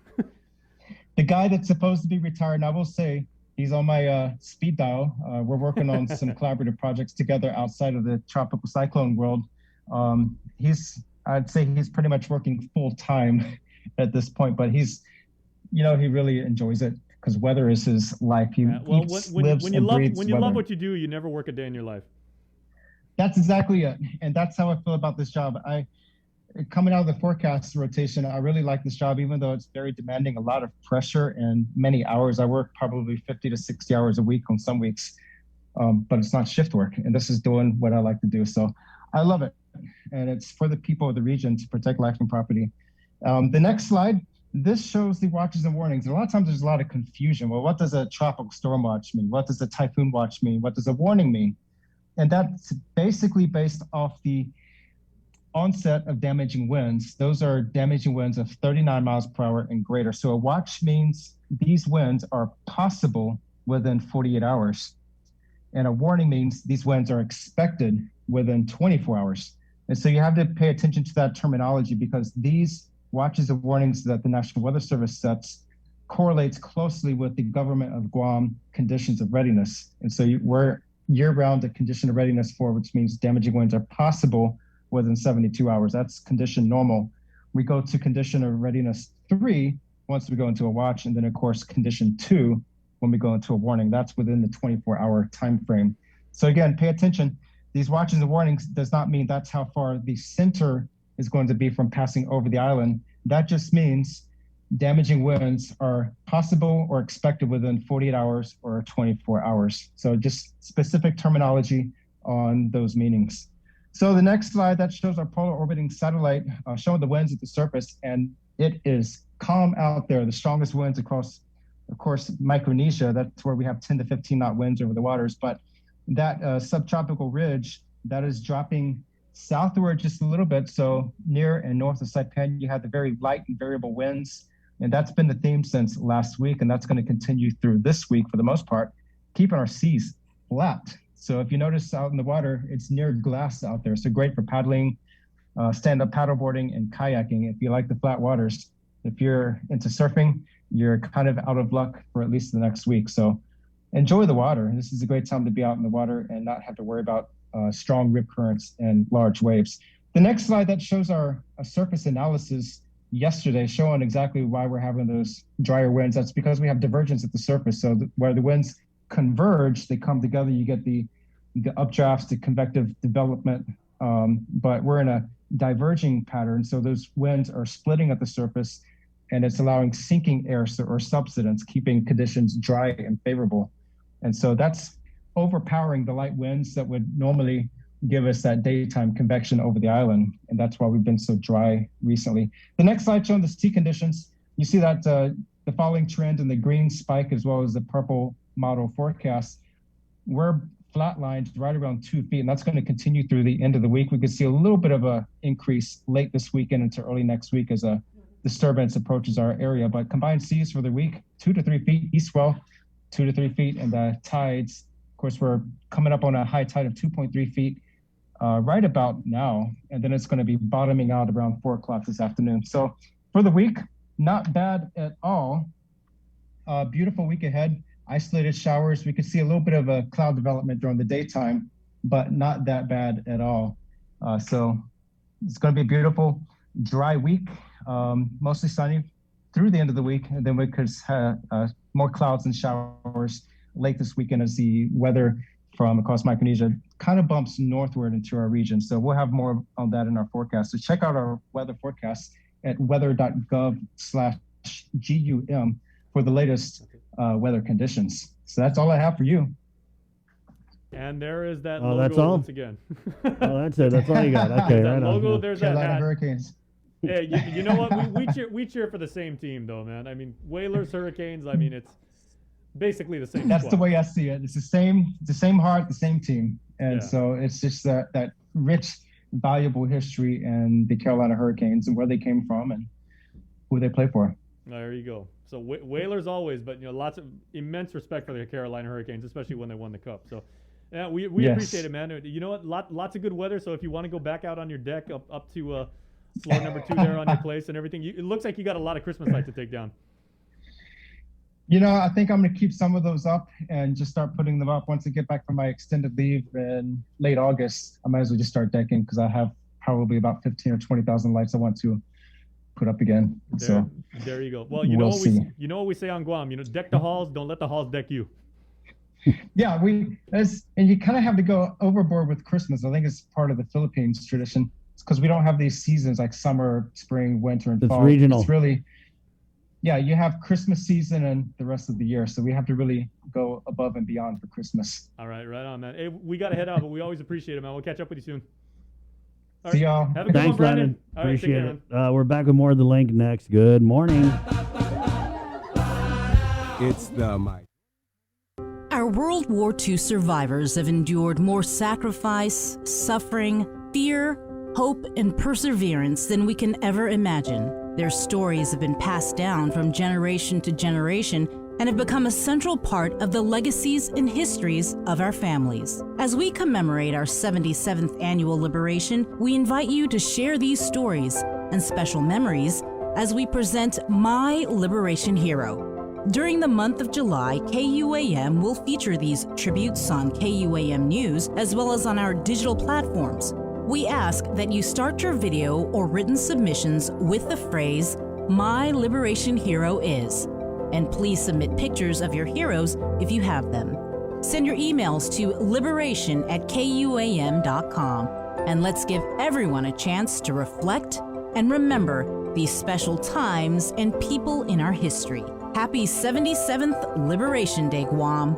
Brought to you by Coast 360 Federal Credit Union, Ordot Dental Clinic, and Vince Jewelers.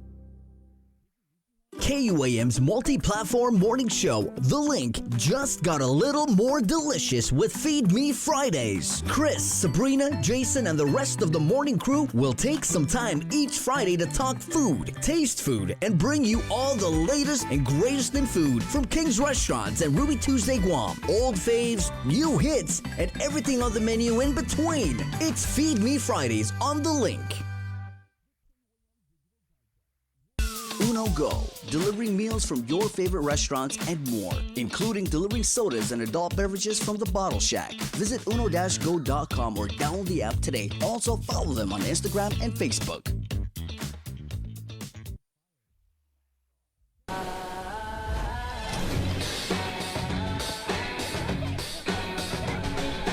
Make sure you're connected. The writing's on the wall. 'Cause if your mind's neglected, stumble you might fall. Connection is a human necessity, one we need today more than ever. And with the new First Hawaiian Bank mobile app, you can stay just as connected to your finances. And it all starts with yes. GU Self-Storage, conveniently located near the Harmon McDonald's. We offer affordable rates, online payments, and auto bill pay for your convenience. Plus gate access daily from 6 a.m. to 9 p.m. Call us today at 648-7867 for more information. The relationship between Guam and Manila, Philippines is undeniable as we share similar cultural traditions, history, and heritage, with generations of Filipinos calling Guam home. KUAM presents a monthly look at the capital city featuring in-depth and engaging interviews on everything from medical tourism to new business and government leaders. Veteran newscaster Nestor Lecanto delivers Beyond Our Borders. This special program is brought to you by the Bank of Guam and KFC. KUAM Communications continues our perpetuation of our Chamorro culture, language, and heritage with features available to our listening and viewing audience, including streaming of Chamorro music 24 hours per day on Isla Digital Radio on KUAM.com and the KUAM News app. Chamorro News Update, weekdays on The Link and the KUAM News YouTube channel. Conversations about life in our Chamorro language podcast, Cuentos Tapaco, with Kin Conception. Seasonal specials, shows, and other features highlighting the beauty of our language, culture, and history. It's a new era of our continued commitment to our Chamorro heritage. Isla, watch, listen, stream. Viva Isla!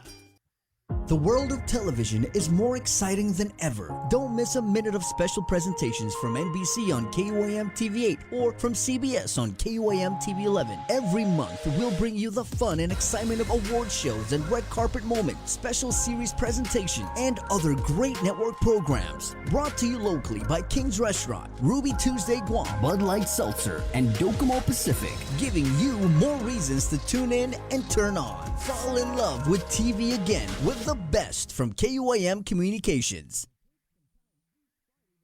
Looking for TV schedules, upcoming sports, or special presentations, or what you may have missed over the busy week you had? Well, look no further than KUAM Digital Digest. This weekly emailed newsletter puts all kinds of information in the hands of subscribers each and every week. Just subscribe and we will make sure you keep up with your favorites and stay informed and entertained throughout it all. Go to KUAM.com, click on the newsletter tab, give us your email address, and you are all set.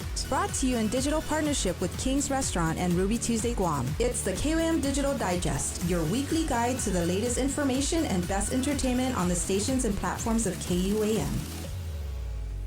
Help us celebrate the class of 2021. KUAM wants to help you celebrate this touchstone moment in the lives of your graduates. For the months of May and June, we will flood the social media pages of KUAM with photos and well wishes for the class of 2021 grads. Log on to KUAM.com to submit photos and brief messages or captions. Then look for your special grad on KUAM Instagram and the Facebook pages from all of your friends here at KUAM. Congratulations, seniors!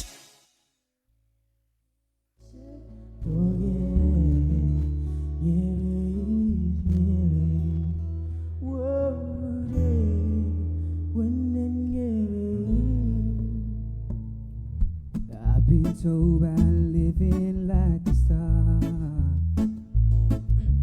hotel rich champagne and caviar, but no one ever showed me the river, and that really hurts, baby, it really hurts. Try to sell your body and your soul. It's the price you pay for rock and roll, but no one understands it, how you feel. Oh, it's so real. Oh, it's so real. Hey, good morning. Good morning, Guam. Monday, right on. Yeah. Oh, Monday. Love the Monday. Yeah, bring it on, Monday. Give it to me good. All right. Love you, Lunas. Got to be positive. What is it? Speak it into existence, guys. 904. Hey, we had some comments here on our Facebook Live feed relative to the story that we ran earlier, Bree, when we opened the show, in which the pesky Senator Joanne M. Brown, Republican, was taking the chief of the Guam Fire Department to task a little bit, Chief Dan Stone. So there were some comments here. Anita Attorney Blas McHale. We might play that story. I don't know. Do we have it? Maybe we'll play it. Anyway, she goes, complaints were made by someone who works for the fire department. This is relative to high-level administration people in GFD getting overtime, right, Senator? Good morning. Yes, that issue, if you recall, I think it's actually one of the first complaints that were made to my office earlier this year regarding the overtime hours that were being worked by the administrative staff at the Guam Fire Department. Yeah, so we had a couple of comments. Complaints were made by someone who works for the fire department. The person who made the complaint doesn't want to lose his or her job. They should put a time clock where you punch in and out. Andrew Terlahi comments, did the fire chief just complain about firefighters not being gainfully employed on their 24-hour shifts?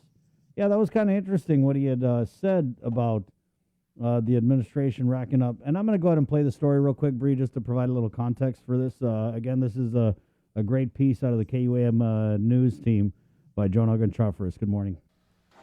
It does occur, unfortunately, in government agencies. Senator Joanne Brown is referring to personnel falsifying timesheets regarding overtime. According to the complaint, Guam Fire Department personnel were allegedly working hours they are not entitled to, with firefighters who had been assigned to work administrative duties receiving overtime compensation for hours they were not working. Speaking to Fire Chief Dan Stone, Brown said it's been a long-standing allegation that plagues GFD. And I wanted to get your official public response with regards to that, because the concern was raised, and again, Chief, this comes from your side of the aisle. I don't work at the Guam Fire Department. We don't. We're not there to see who's following their hours and who is not, but certainly ultimately that decision and responsibility lies with you. They are working their hours. If there are any complaints or allegations of misuse or abuse, I would encourage anybody to go ahead and bring that up to us, and specifically bring it to my staff assistance office, which handles those types of complaints, accusations, or concerns. And we will investigate it to the fullest extent. Are you checking? Because I ended up finding out employees were claiming hours that they weren't working, because I went and checked in the evenings and the weekends because things weren't adding up to me. And it's unfortunate that it happens, but it does happen. I'd like to think it doesn't happen at the Guam Fire Department. She adds that the law is very clear as to who is entitled to these hours. The intent was never for administrative personnel to be put in the same line of compensation. Senator Brown continued to press the fire chief. How are you looking internally within your operations to ensure that this is not an issue? I mean, how are your administrative people working how many hours a day, 5 days a week, to address those hours? And why is there so much need for administrative oversight when the real work is actually out in the fire department, out in the community? Chief Stone said that if there are those in the department who feel that is the case, he invites them to come up to the headquarters and try to work the administrative hours. While those at the fire stations, they come in, they do their 24-hour shifts. Not all of that is productive time, in that they have those rest periods and they're allowed to be able to sleep, basically. Whereas those that are administrative are working those all those hours. And not only that, they also carry those work hours to home, because the way I'm able to verify that is through their work, the work product. I don't know how many people who work in the admin side are working for 8 full hours and going home working another 3 or 4 hours every single night. I don't believe that. Ultimately, he says, if somebody has knowledge, information, evidence to the contrary, then I would encourage them to come up, because if that's happening, I want to know about it. Reporting for Guam's News Network, I'm Jonathan Charfres. 115. All right. Oh, that was pretty interesting. Senator, just unpack some of that. It kind of sounded like some nonsense there, where he was saying that, the firefighters at the fire station, they're not really working because they get to take a nap and make the barbecuing. But the administration is working hard because they have to take their work home with them. Man.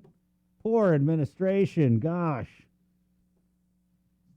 Well, Chris, I just think that's something the fire chief needs to look into. I mean, the fact that we are raising it, and understandable, employees are those affiliated with department or agencies very rarely publicly want to be recognized because, of course, human nature, they're going to look at that person tattletelling on everybody else. And in some cases, it does happen. They'll make their lives complicated and very difficult. We should be having the expectation that, when our employees, all of us are coming to work, that we're there and we're performing our respective duties. But when that opportunity, especially at a time when we don't have all the resources that we need to help our people in critical areas in other departments, of course, including the Guam Police Department. And you end up hearing that there may be potential abuses of overtime hours and individuals getting compensated for not working. That is a concern, and it should be something that the agency should look into and investigate. I don't think it's something an individual firefighter needs to come up to the fire chief and say, by the way, this aware of, and let me point the finger to which of these, my fellow firefighters that are abusing this. From his administrative position, he can start reviewing. I mean, who's authorizing these hours to begin with? And is it just every day? Is it adding up every 2 weeks that, firefighters that work in the administrative operations of the Guam Fire Department, are they receiving full extra, 40 plus hours every pay period that the firefighters out in the fire stations are receiving? Those are the things that from his seat, from where he's sitting, he can look into and directly address that in terms of his operations. Because I really don't know.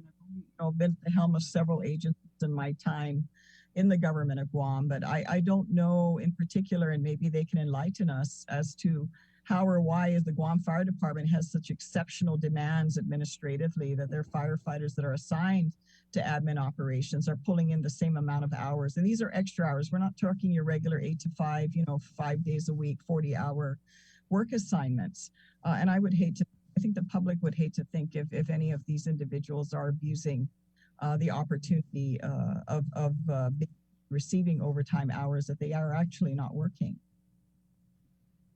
What did you make of his comment that, oh, if you think this is going on, then bring me the evidence. Until the meantime, I'll just keep sitting. Well, I think the fact that the question has been raised, it doesn't add up. I mean, the law is specific about what those and who gets to receive those extra additional hours. And granted, I mean, employees that are firefighters that are working out in the fire station, they're assigned for those hours. They're on call then and there for the 24-hour shifts that they have. Of course, we don't want to see abuse either. I mean, interestingly enough, I had an individual send me, I guess, in the last few days, it's been circulating on social media how, firefighters, I guess, are doing their pictorials online on how to cook different things from spam sushi to other types of interesting meals that they're making, which I think is wonderful to enjoy. But, during working hours for Guam Fire, I don't think that's what we want to see. I think, having those type of information tutorials out there for how to address fire safety and awareness, no burning during dry season, and even how do you address safety issues in your home, in your private residence, and safety exits for family members if a fire happens. How do you update your smoke alarm and things like that? I think that would be very helpful for the public to see things like that. But these other type of stuff that we're seeing happening, if this is indeed what's showing on social media for the Guam Fire, what we're seeing and hearing in other GovGuam agencies of other non-work related activities such as gambling and things of that nature that are happening out there during working hours. I mean, that's really disappointing, especially at a time, and granted, I'm hoping we're at the other end of this pandemic, but especially at a time when so many others in our community are suffering.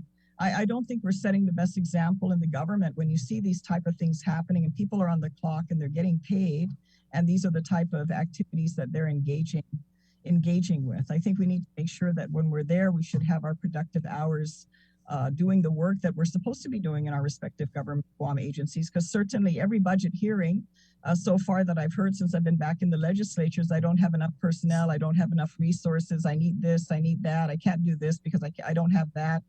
And yet the resources that they are given, again, this doesn't apply to everybody, but obviously it's applying in some cases here where individuals, the public servants that are working for this government, are abusing the opportunity that they have. And it's a privilege to be able to work for our people. It's not something we should be abusing and taking for granted.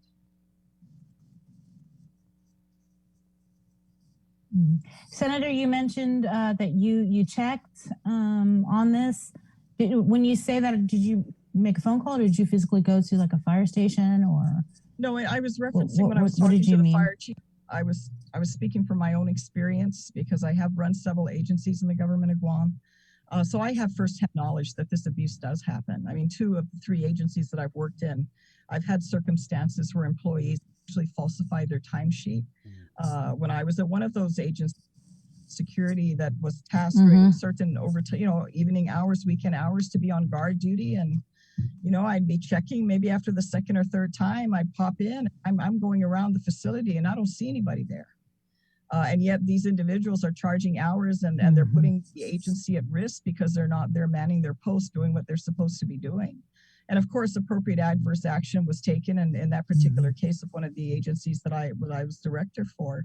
It involved the employee and the supervisor. Both of them were covering for each other and sign, it's okay. The employee signs off, supervisor signs off, only to find out that both of them were engaged in this kind of nonsense. And, fortunately they saved us the trouble and resigned. But that sort of thing should not be happening. I mean, especially when they're in positions of responsibility and they're charging hours and yet they're disappearing on the job because, nobody's here. So who's going to know, right? Well, sometimes when you're in charge of an agency, you have to take that extra effort. I mean, if you suspect it, sometimes, that gut feeling, you need to follow through and verify because that's your responsibility. I mean, I'd love to think that everyone that's telling me something is telling me what's up and truthful and being honest about it. But, sad to say, my experience has taught me otherwise. And sometimes you have to take those extra steps when you're in charge of verify. So what do you make to of make sure that that? The obligations are being met. I have no problem with anybody who's doing their job getting paid. If there's a need for overtime and they're called in because those hours are needed to do the job that they're doing, I have no problem with it. But when you abuse it, when you take advantage of it, when you take the public trust for granted like that, especially at a time when right now everything's looking good with the money because all this federal funding into Guam, but the real reality, take that layer off and remove to where we are in our economy now.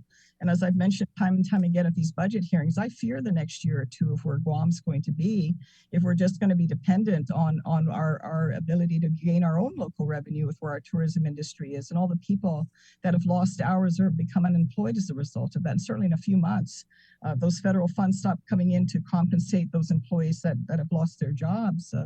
We're going to be in a very sad state of affairs. So for those that are fortunate enough to have a job, let's not take it for granted. Let's stop abusing public resource, because we're finding as these things keep knocking on my door, it just opens up into other problems that are being created in the government of Guam. And it's a very sad state of operations that these things are happening.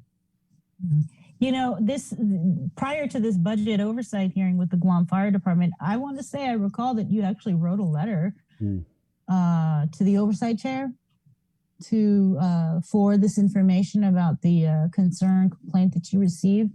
Did you ever receive a response from Senator Pito Terlahi? Did he do an investigation? Did he look into it? I mean, had he may have, I don't know, but it's not been relayed to me. And the most I've received, if I forwarded, and again, I forward these matters, we're in the legislature. We're not an operational department or agency. So the best I can do, certainly, other than bringing these issues to light, is to refer it to the respective oversight chairs. And for them, in their respective capacities, they have more direct access to ask these questions and ask for responses. But the most I've received from my colleagues are acknowledgement that they've received the complaint, but I've not received anything back in writing from anyone as to the status of where they're at with regards to any of these issues that have been brought to my office, and I forward it to the respective oversight chairs. Is it Senator Pito who's the oversight of GFD? I believe he does under public safety or emergency response. I'll double check and verify, but yes, I mean that letter would have been sent out several months ago to the respective. Yeah. I believe he has oversight over Guam Fire as well. Well, what I wanted to ask was how there's just these conflicts with Senator Pito, and then we routinely hear about just all the issues with the Guam Police Department, right? And I get it, Senator Pito's an ex-cop, right? But at what point do we kind of look at the chairmanship of the Public Safety Committee and say, hey, we're not really getting any traction for public safety, and could it be because the chair is just so conflicted that in both of his terms, he's basically had to hand the reins of this committee over to other senators? And in the meantime, the hardworking men and women in blue are ignored, or I don't know. There's just all kinds of issues with it. I mean, from shortages of officers to just, everything. And we don't have a real public safety chair, because the one that you and your colleagues appointed to lead public safety is so conflicted that he can't even do his job. Well, Chris, just at least for the record, I just want to say for the record, I mean, I didn't vote for the standing rules, so I didn't vote for anything in terms of the current standing rules or leadership makeup. I mean, that was determined by the majority of the members of the Guam legislature. With regards to at least these issues that are brought up for public safety, I did hear and see that Senator Terlahi did transfer these responsibilities over to Senator Frank Blas. And I did attend the oversight hearing that Senator Blas had initially, even though they wouldn't get into the details of that incident regarding the Cherry's Kitchen. I guess because it was an ongoing investigation, at least to my understanding, it's Senator Frank Blas who is following up on those issues and addressing them because of the unfortunate conflict that Senator Terlahi currently has. But I mean, last term it was his son and the whole DOC thing, and he had to hand over the committee to then Vice Speaker Talina Nelson.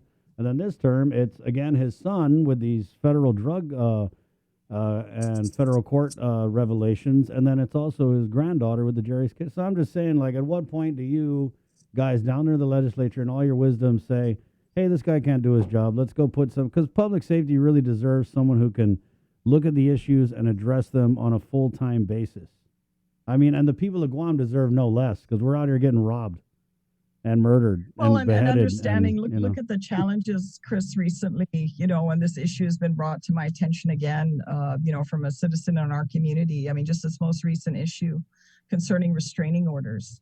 And that's something that I'm further looking into, to talk to some key people that are involved, from Guam Police to the courts, to certainly to following up and talking further to our Attorney General, Levan Camacho, to get his insight and his feedback. As to complaints and concerns that the response is not there, or is quick, or follow through is not there for restraining orders that are issued by the court because an individual or individuals feel threatened. It might be a family disagreement, a domestic situation. I mean, whatever the case may be as to why a restraining order is needed. But that incident that happened last weekend is of concern. And of course, I'm sure they're doing their investigation. I'm happy that they caught the individual that's involved. But what a tragic, tragic, tragic situation when we see and hear that this is happening in our community. And those individuals that are further victimized, not only did they have to go through the legal process to even get the restraining order, but then living in fear. Not everyone's walking around armed and dangerous, when in the wild, wild west, to try to protect themselves when these things happen. And if we cannot have an expectation that law enforcement is going to be responsive, in one case of an individual that has come to me directly, the concern that it's not even the paper that's worth written on, because the response, and then even when the police, according to this individual, shows up, the issue is not dealt with enough that the family member that this individual is being harassed by is not fearful. That individual continues to harass this individual. And there's no sense that, there's anything to protect this individual from being harmed. And the feeling that she has in this particular case, it is a female, and I'm sure there are men in our community that are affected, but I don't doubt that this will show probably a larger number of women in particular are affected by this. That they don't feel that sense of comfort that law enforcement is going to be responsive, or even in any way give them any sense of protection, or the perpetrator any sense of, oh boy, don't cross this line, because if you do, we're going to come down on you. This is scary. This is very scary. And that incident that happened last Sunday, I mean, I don't know the victim directly, but wow, I mean, in terms of a fellow member of our community, you can't help but just cringe when you see and hear these type of violence. And of course, the individual that did it is wrong to begin with. God spare their soul. But whatever steps we need to take to have a civilized community where we can expect a response from our law enforcement to assist in these times of need, then by all means, I think we need to further look into this issue, because, I've talked about how we don't feel safe.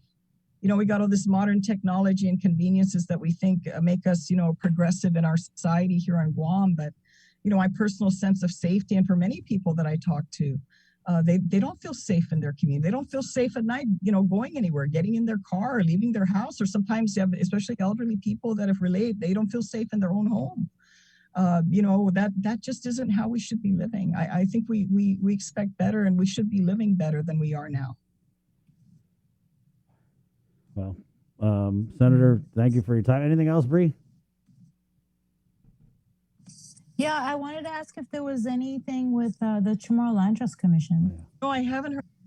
We haven't heard anything. Other than the fact that, Mr. Haddock had stepped down and was hired at the governor's office. I haven't heard yet, how they're going to proceed with that. But I very much would like to see, as I relayed in my request to Speaker Terlahi, that an oversight hearing be held, specifically to address the issue with regards to determining, are there any other documents other than what was relayed by that land agent at that meeting back in February that led to the opening, so to speak, an awareness that Mr. Haddock may have been altering these agent reports that were submitted to the commission. And when I had made a FOIA request to the chairman, inquiring for the original documents generated by the land agents. And then I also wanted a copy of the document that was provided to the board members to determine if there were any differences between the two. And he responded that there were no other documents available. And I think that needs further review, because at least my mind's telling me, if a land agent's complaining that her particular report was altered, is it just isolated to one particular report? I don't know. I think we need to verify. And I think the only way we can do that is to have a proper oversight hearing and have those questions asked of those land agents. Because if you look at the land agent report at the bottom of each document, so far what I've seen is it's the initial of that land agent. So if I'm looking at it for the first time, I'm just going to assume that the report in front of me was submitted by the land agent. If Mr. Haddock changed the recommendation to that, I wouldn't know. And there's nothing to have prevented him from doing so as the head of the Land Trust Commission. But he simply should have done that on his own document, or he could do that and say, you know, I'm this is what the land agent recommended. However, this is my recommendation. He could have done that publicly, and then we would know that, oh, that's Mr. Haddock's recommendation, not the land agent's recommendation. But that's not what transpired. And the concern I have, Bree, it's not just this one incident. It's the total history from the creation of the land trust, the implementation since the mid 1990s of so many of our residents that signed up to participate, who are eligible for this program, who to this day, I mean, since 1995, have not received anything with regards to even having a property that they can either farm or live on. And then yet you see so many circumstances of abuse with the land trust resources, because who's who and who's what gets their property in very interesting places, or sometimes the land agents themselves, other officers that have worked in the land trust, whose family members have been distributed property and that's not in the proper order, or individuals that have gotten land because of their political connections that just conveniently happening to be adjacent to their own family land. I mean, how do you get that made to order land requests? I haven't figured that out, but because of the history, it begs to question these issues, that we need to look into them so that moving forward, let's clean the process up. We can't undo the damage, but we certainly can clean the process moving forward to get these things in order so that people know, hey, we know who's in what order in the line and who's getting what and who's doing what and what policies moving forward.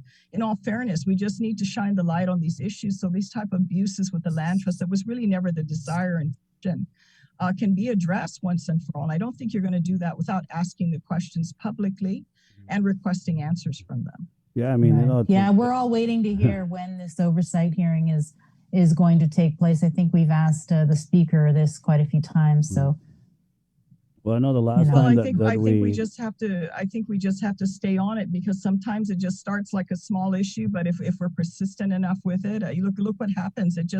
Some of these issues just keep multiplying beyond the boundaries of what we ever imagined. But I think it's an expectation we should have of our government to ensure that the public officials that we have are doing what they're supposed to be doing and that they're properly discharging their duties. And if they're not, then by all means, let's bring that issue to light and address what corrections need to be made. Then by all means, let's go hire them at Adeloop. All right, Senator. And on that note, I feel you on that. I mean, the chair is my prim, and I can't even get a response. So kind of it's close to home. But you're right. I mean, it almost seems like the tactic is that they're trying to put as much time. You know what I mean? They're just trying to make sure time keeps passing, and then you're going to end up, Senator Brown asking about something that happened way back in January. You know what I mean? They're just trying. I think they're just trying to put distance between this, and then, I mean, I don't even know if we're ever going to get an answer. Well, I think we just need to stay persistent with regards to these issues. And I mean, the public is, they're a lot more aware of what's going on. And I think that's very important. I mean, certainly the vehicle that you are collectively providing through your program here expands that awareness. Then also what our public expectation, people putting out what they expect of their government. I mean, the government can't do everything and be everything, but certainly those areas where we've determined these are areas of responsibility we need to discharge for the public. We should be responsible in ensuring that we're doing that. All government employees are public servants, and they should be held accountable for their job and delivering on that, and not abusing the resources and opportunities to which they've been given by our people. Thank it's you, not that Senator. complicated. Right. Yeah, it's pretty simple. Keep it simple, stupid. The KISS method. I'm a big fan.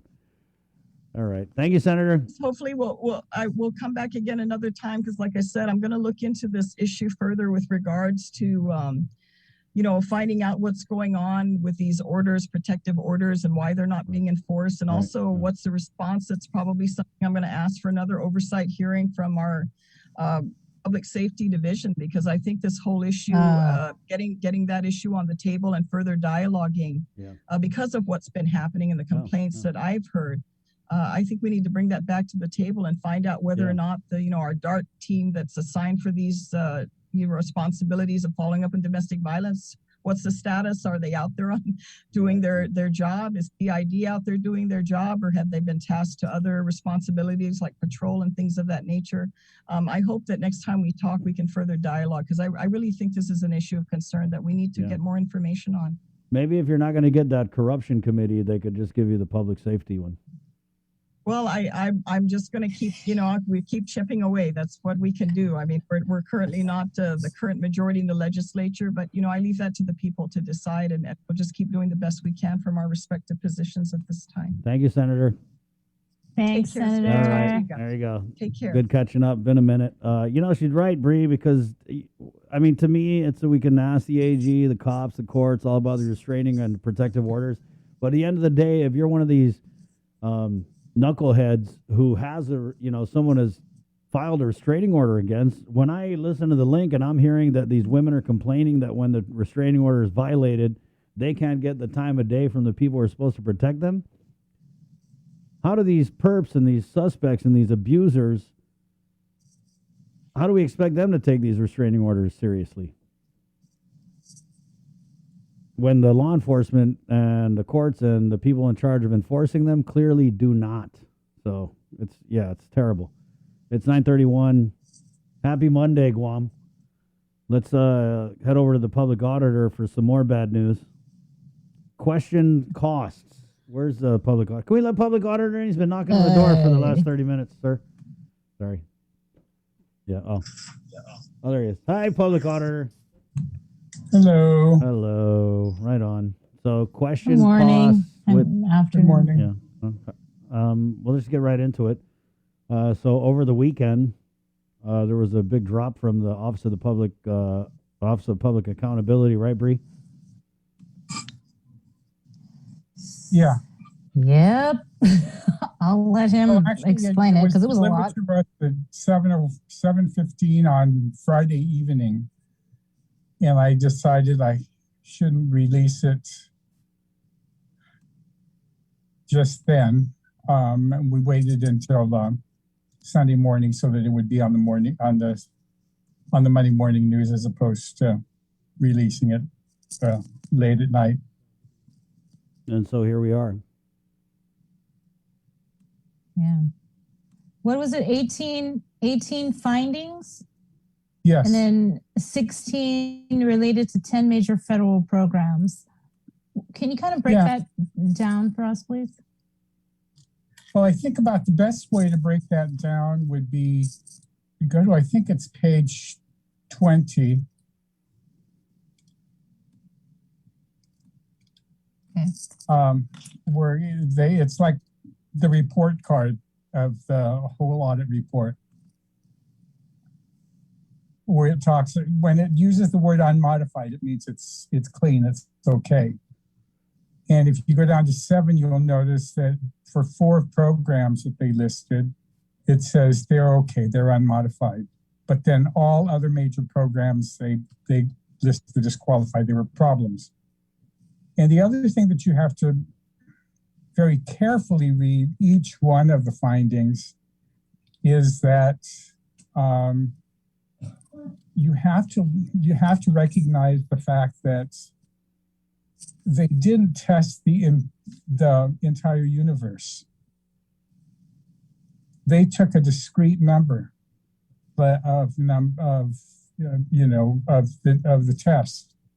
I mean of the actual samples, and they tested that, and you'll see that in maybe in like 16 or something. Well, they'll say we tested 60 of, it goes of 1 of 60 that we tested. The aggregate is this amount. I should find you one that says that, because the total question cost is really not the total question cost. That's just the total question cost of what the auditors actually tested. If they didn't test it, they can't say that any of the rest of it is a question cost, even if they only tested 60 samples out of 3,000. Mm-hmm. You get that? Not really. Yeah. Well, so what? Question cost? When I hear question cost. I'm trying to pull up I'm trying to pull up the report, the entire report. can you just give us an idea of the question costs, public auditor, or what were these costs incurred for? And then if you go to the ones that were related to procurement that everybody was interested in, you'll note that the auditors, they started off with all federal programs are supposed to comply with local law. And they say local law actually says that for a certain amount, you have to do this and you have to do that. And then they said they tested a small sampling of it, and they found that these things did not comply with the law, but they didn't write it up as question cost, because they also wrote that these procurements were the result of an attorney general's opinion that says that they can do these emergency procurements. So they listed as zero question cost. Like if you go to, have you pulled up the audit? Yeah, I pulled up, yeah, I think this is it. The single. Yeah. Like go to page. It's like 62. All right.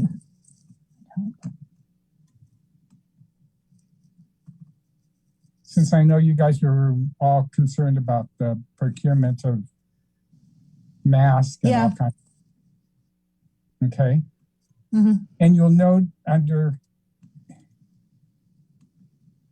it says criteria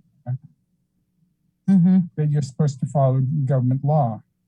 Yeah, I see. But then in condition, you'll note that it only says of 13 procurement transactions tested, aggregating a certain amount.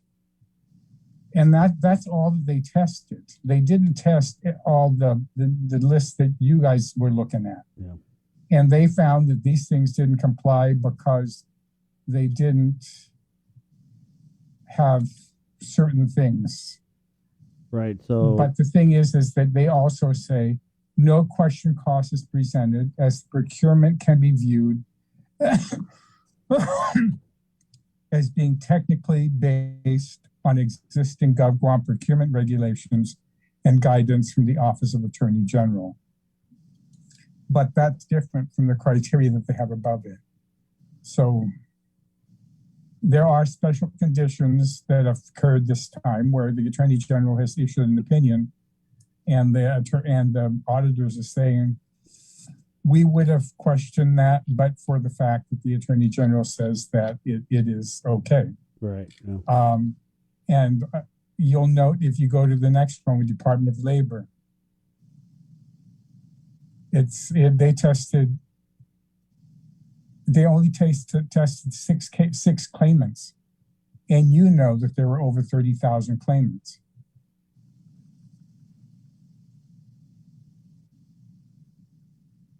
And they found these problems, but they said they're going to be addressing it, so they didn't find.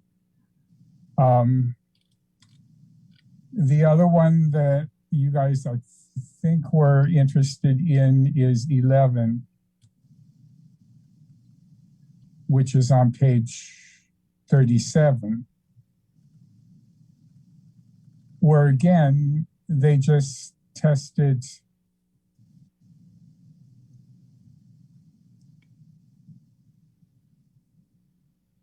they tested 23 transactions, which the 23 transactions totaled 5.2 million out of a total 51 million in total non-payroll. And they only tested 23. So it's only the test sample that they can come up with a question cost. And the transaction that for like the GovGuam agencies for the hotel rooms and the credit cards was just 1 week. But they again say that they understand that this was important, that they had to do this because you couldn't, they were trying to make sure that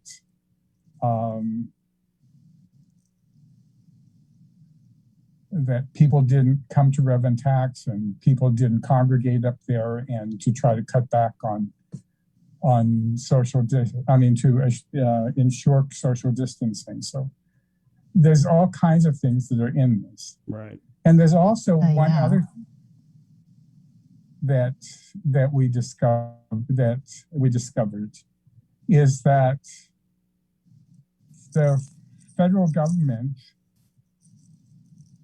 on December the 20th of 2020 issued an OMB circular wherein they told the external auditors, when you're doing this single state audit for your jurisdiction, we know that we usually ask you to look at 13 different things, and you should test these things when you issue your single state audit. Because of the fact that over the last year, all kinds of things have happened, and the advisories have changed by the month. You do not need to test certain items, and I was shocked. Of 13 items, I think they marked 7 of them as no need to test or no need to report. I'll send you guys that circular at some point later on today. But it's flabbergasting because they're being told don't bother, because I guess the federal government doesn't really want to know that there were problems, because they know that they were the problem of the problem. The fact that they constantly changed their advisories may have confused jurisdictions, right, and they don't want to find them in non-compliance and need to claw back money, because the states will all fight back and say, wait a minute, you told us we could do this in May, or you told us we could do this in October, but now you've changed your mind. So and BJ, we can't be held to the fact that you can't make up your mind. Right. Basically, you're saying that question costs don't necessarily equal wrongdoing? No. In the eyes of the federal government or the AG's office. In the report, the question cost is not really what the total of what could or should be listed as question cost. One, because they only tested a discrete sample of the entire universe of whatever the transaction they were testing. And they, of those, whatever the total was that they found to be questioned, they listed as question cost. And some of them, though the auditors thought they should have been question cost, they say, well, no, we can't report it as question cost because there's an Attorney General opinion saying you can do these kind of emergency procurements. Or some of them, in one of, I think it was in 3 or one of the early findings, the question, they just actually said, it's impossible to try to figure out the extent of question cost. So at the end of the day, what does this report really even mean? It's just really, I agree with your frustration. It just points out that there are things that need to be done for better practice, and they are pointing it out to the government and to the people that are running the programs that we as your external auditors believe that you should be doing it this way, but we understand that you're not complying because of your Attorney General opinion or our advisories or whatever. So basically, in a perfect world where the regular rules applied, this would have been a very, very bad audit. But since we're in a pandemic, this would be. Then there was a lot of changing horses in midstream, and the AG basically allowed for a certain type of procurement that was pretty rampant during the duration of this pandemic, that everything's Well, okay. they opined that the emergency procurement rules could apply. Yeah, yeah. And in report, it also points out the fact that the GovGuam financial management information system is dilapidated, if not completely, unworkable. And which resulted in delayed reporting.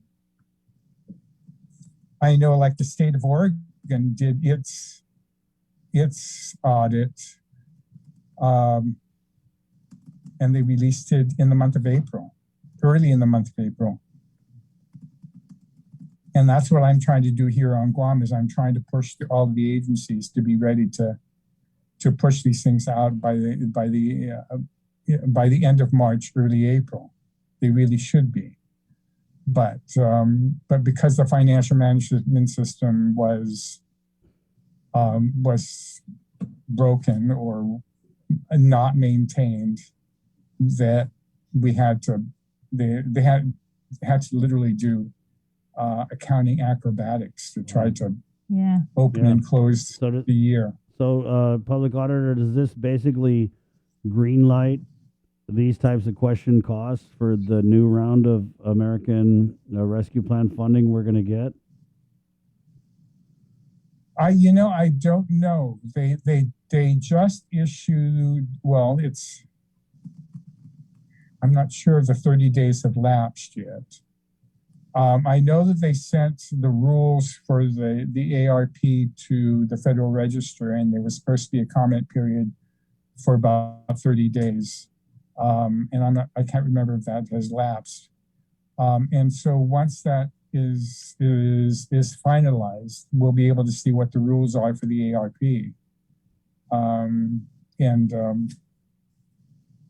We'll go from there. I'm hoping that they've learned from the CARES fiasco that they should issue some rules and stick to them, as opposed to changing them every couple of weeks. Last question, public auditor, because we're running out of time here. But I just wanted to ask, when you talk about the guidelines and the public comment period coming out in July, I think the governor was saying mid to late July. In your opinion, does that mean mid?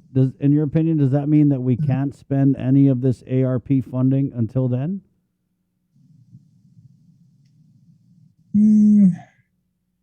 I don't know. And it sounds like, and to her credit, that she's trying to be cautious and make sure that until she sees the final rule, she's going to hold on to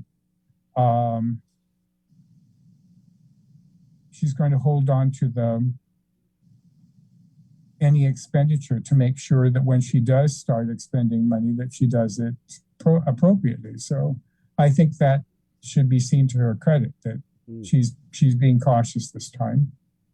I wouldn't fault her for that. I would commend her actually for it. Yeah, but I'm pretty sure there's some like basic things that, we're allowed to spend the ARP funds on that are clearly allowed. I would hope, but I know that from the emails that I've been getting from Department of Treasury, that the rules have been sent to the Federal Register, and we're just waiting for the 30 days to finally lapse until we get until they're finalized. Okay. So, got it. I think I'm more confused than before you came on, but so question cost, but it's cool because this is a wild west. It's unprecedented. It's unprecedented. The only thing that I'm pointing out to you is that you have to stop, and you actually have to read every single one of them to understand what's happening and why the numbers are the way that they are, because each one is different. this is not something that you can speed read. It takes a whole weekend sometimes to read these things, but it's you have to want to read it and have to go into it, and then you have to just understand that when the auditors go in to test a program, they only just test a discrete number of them of samples, because you don't do the whole thing. Neither do we when we do our performance audit. We don't check every transaction. It's, we'll take certain ones. Yeah. We'll have a random dates or something that'll do it. Yeah. And in this report that if people are trying to find some smoking gun Cliff Notes thing to look at, it would be the report that's on page 20 and 21, and then you can go down from there to look what's happening. Where we're on page 20, it lists which ones are the ones that are okay, so you can skip those programs, and then the unmodified, when it says it's unmodified, that those are fine. And when it says that it's qualified, then you need to know what that program was. And when it says all others besides the 4 that are above, then you see how many programs are qualified. So it all depends on what you're looking for. If you're looking for we're looking for some juice, is what we're looking for. Well, yeah, but you'll have to go into each one of these separately, because each one is different. Different. Mm-hmm. Gotcha. Thank you, Public Auditor. This is $847 million of federal spending, and each one is different. Right on. Appreciate it. Okay, see you, Public Auditor. We'll take a quick break, and we're coming back with more of The Link next. It's proudly brought to you by Pacific Points, IT&E, Cabo Enterprises, and Jack in the Box. Our World War II survivors have endured more sacrifice, suffering, fear, hope, and perseverance than we can ever imagine. Their stories have been passed down from generation to generation and have become a central part of the legacies and histories of our families. As we commemorate our 77th annual liberation, we invite you to share these stories and special memories as we present My Liberation Hero. During the month of July, KUAM will feature these tributes on KUAM News as well as on our digital platforms. We ask that you start your video or written submissions with the phrase, My Liberation Hero is. And please submit pictures of your heroes if you have them. Send your emails to liberation@kuam.com. And let's give everyone a chance to reflect and remember these special times and people in our history. Happy 77th Liberation Day, Guam. Brought to you by Coast 360 Federal Credit Union, Ordot Dental Clinic, and Vince Jewelers.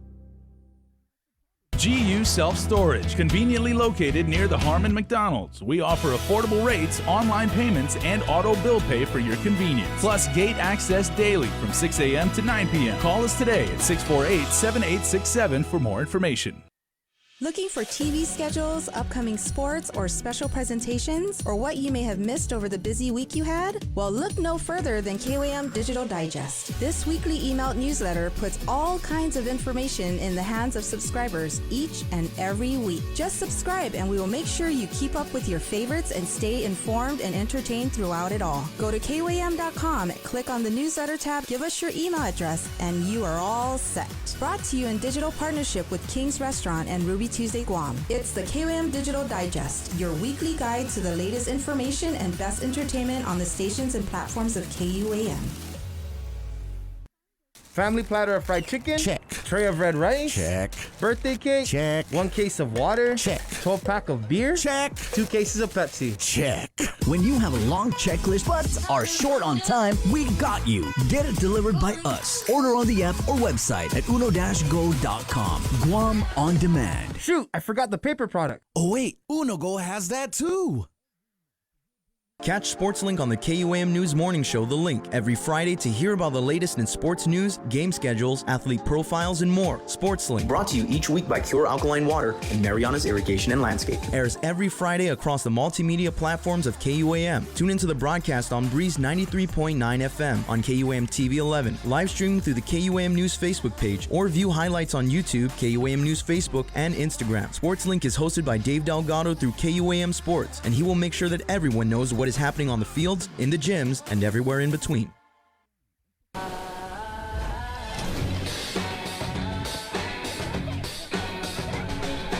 Make sure you're connected. The writing's on the wall. 'Cause if your mind's neglected, stumble you might fall. Connection is a human necessity, one we need today more than ever. And with the new First Hawaiian Bank mobile app, you can stay just as connected to your finances. And it all starts with yes. After a year with so many games and events delayed or unplayed, the world is ready for anything and everything in the world of sports. KUAM Communications is ready with more games, more championships, and more specials that are guaranteed to bring out the fan in you. Don't miss a minute of gameplay from NBC on KUAM TV 8 or from CBS on KUAM TV 11. Every month, we'll bring you the action and excitement. Brought to you locally by Michelob Ultra, Superior Light Beer, Mariana's Irrigation and Landscape, and Docomo Pacific. Just more great reasons to tune in and turn on so you'll fall in love with TV again with the best from KUAM Communications. Back to the show. We're going to wrap up and get to Cover Me in just a moment. But, you know, today's Hockey Monday. We've been talking about and talking smack about hockey. And Hockey Monday. Since Sabrina is in Sin City and the Vegas team, the new expansion team, is doing quite well. Yeah, Sin City, Las Vegas, not Sin City, Sinonia. Yeah, Bree, are you a hockey fan? Oh, hey. Hey. Someone got swag. Golden Knights hockey. Nice. They look really, really mean in those colors, too. They have the same colors as Teton High School. Oh, wow. Teal and black? No, black and gold. Black and gold. Looks really, really regal just coming down the ice. Right on. Bree, good job today.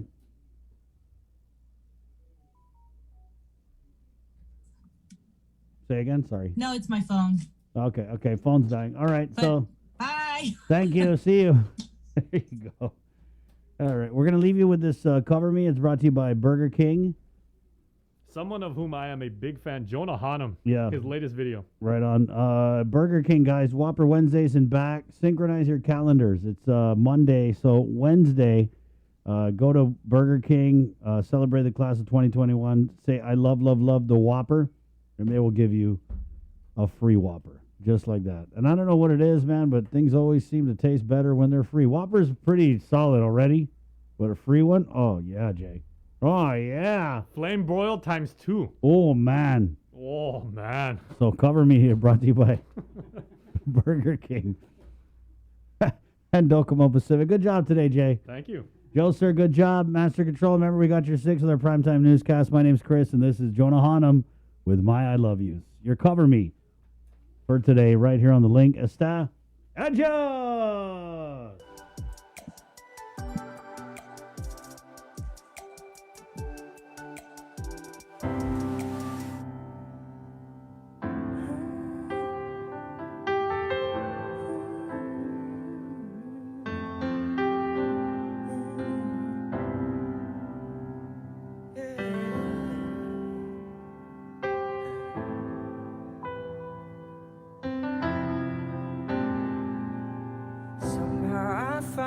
What's been evading me since ever since. And maybe I'm wrong, but you feel so heaven sent. Never said I love you, but even if it was true, the only person I'd consider saying it to is you. I'm sorry, but I don't throw my I love yous around. I don't give in to emotion.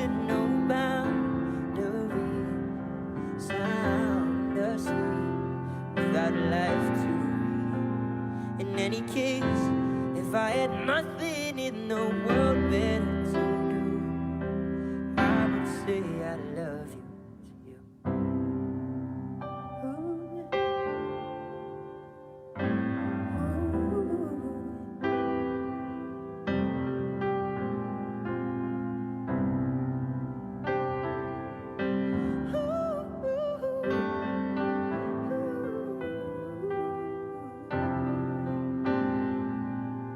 Within these times, the story seems to tell itself over again. And though it seems strange, only you could bring this temperament right out of my conscience. And though it sounds like nonsense, you're the only one I get to know who thinks of me as heartless. I'm sorry, but I don't throw my I love yous around.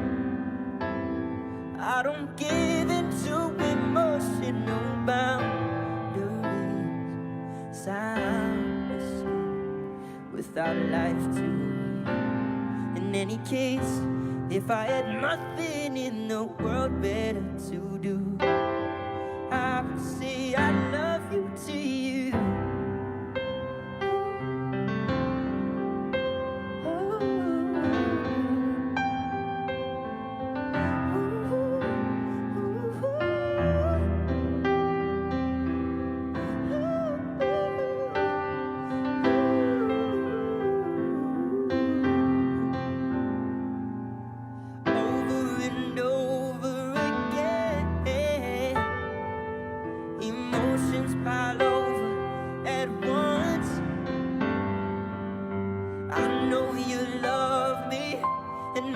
I love you, baby. The heart wants what it wants. We could be everything, we could have nothing. God only knows our destiny. Lord knows, just 'cause I don't say it, don't mean I don't mean it. Honey, I just choose my words carefully. I'm sorry, 'cause I don't say that I love you at all. I'm incapable of being vulnerable. I've been hurt so bad I push you away. And I know that I may love you someday. So instead of trying to bid you I'll be me, 'cause all I am is 'cause of you. And there's nothing in the world better than you. Baby girl, I swear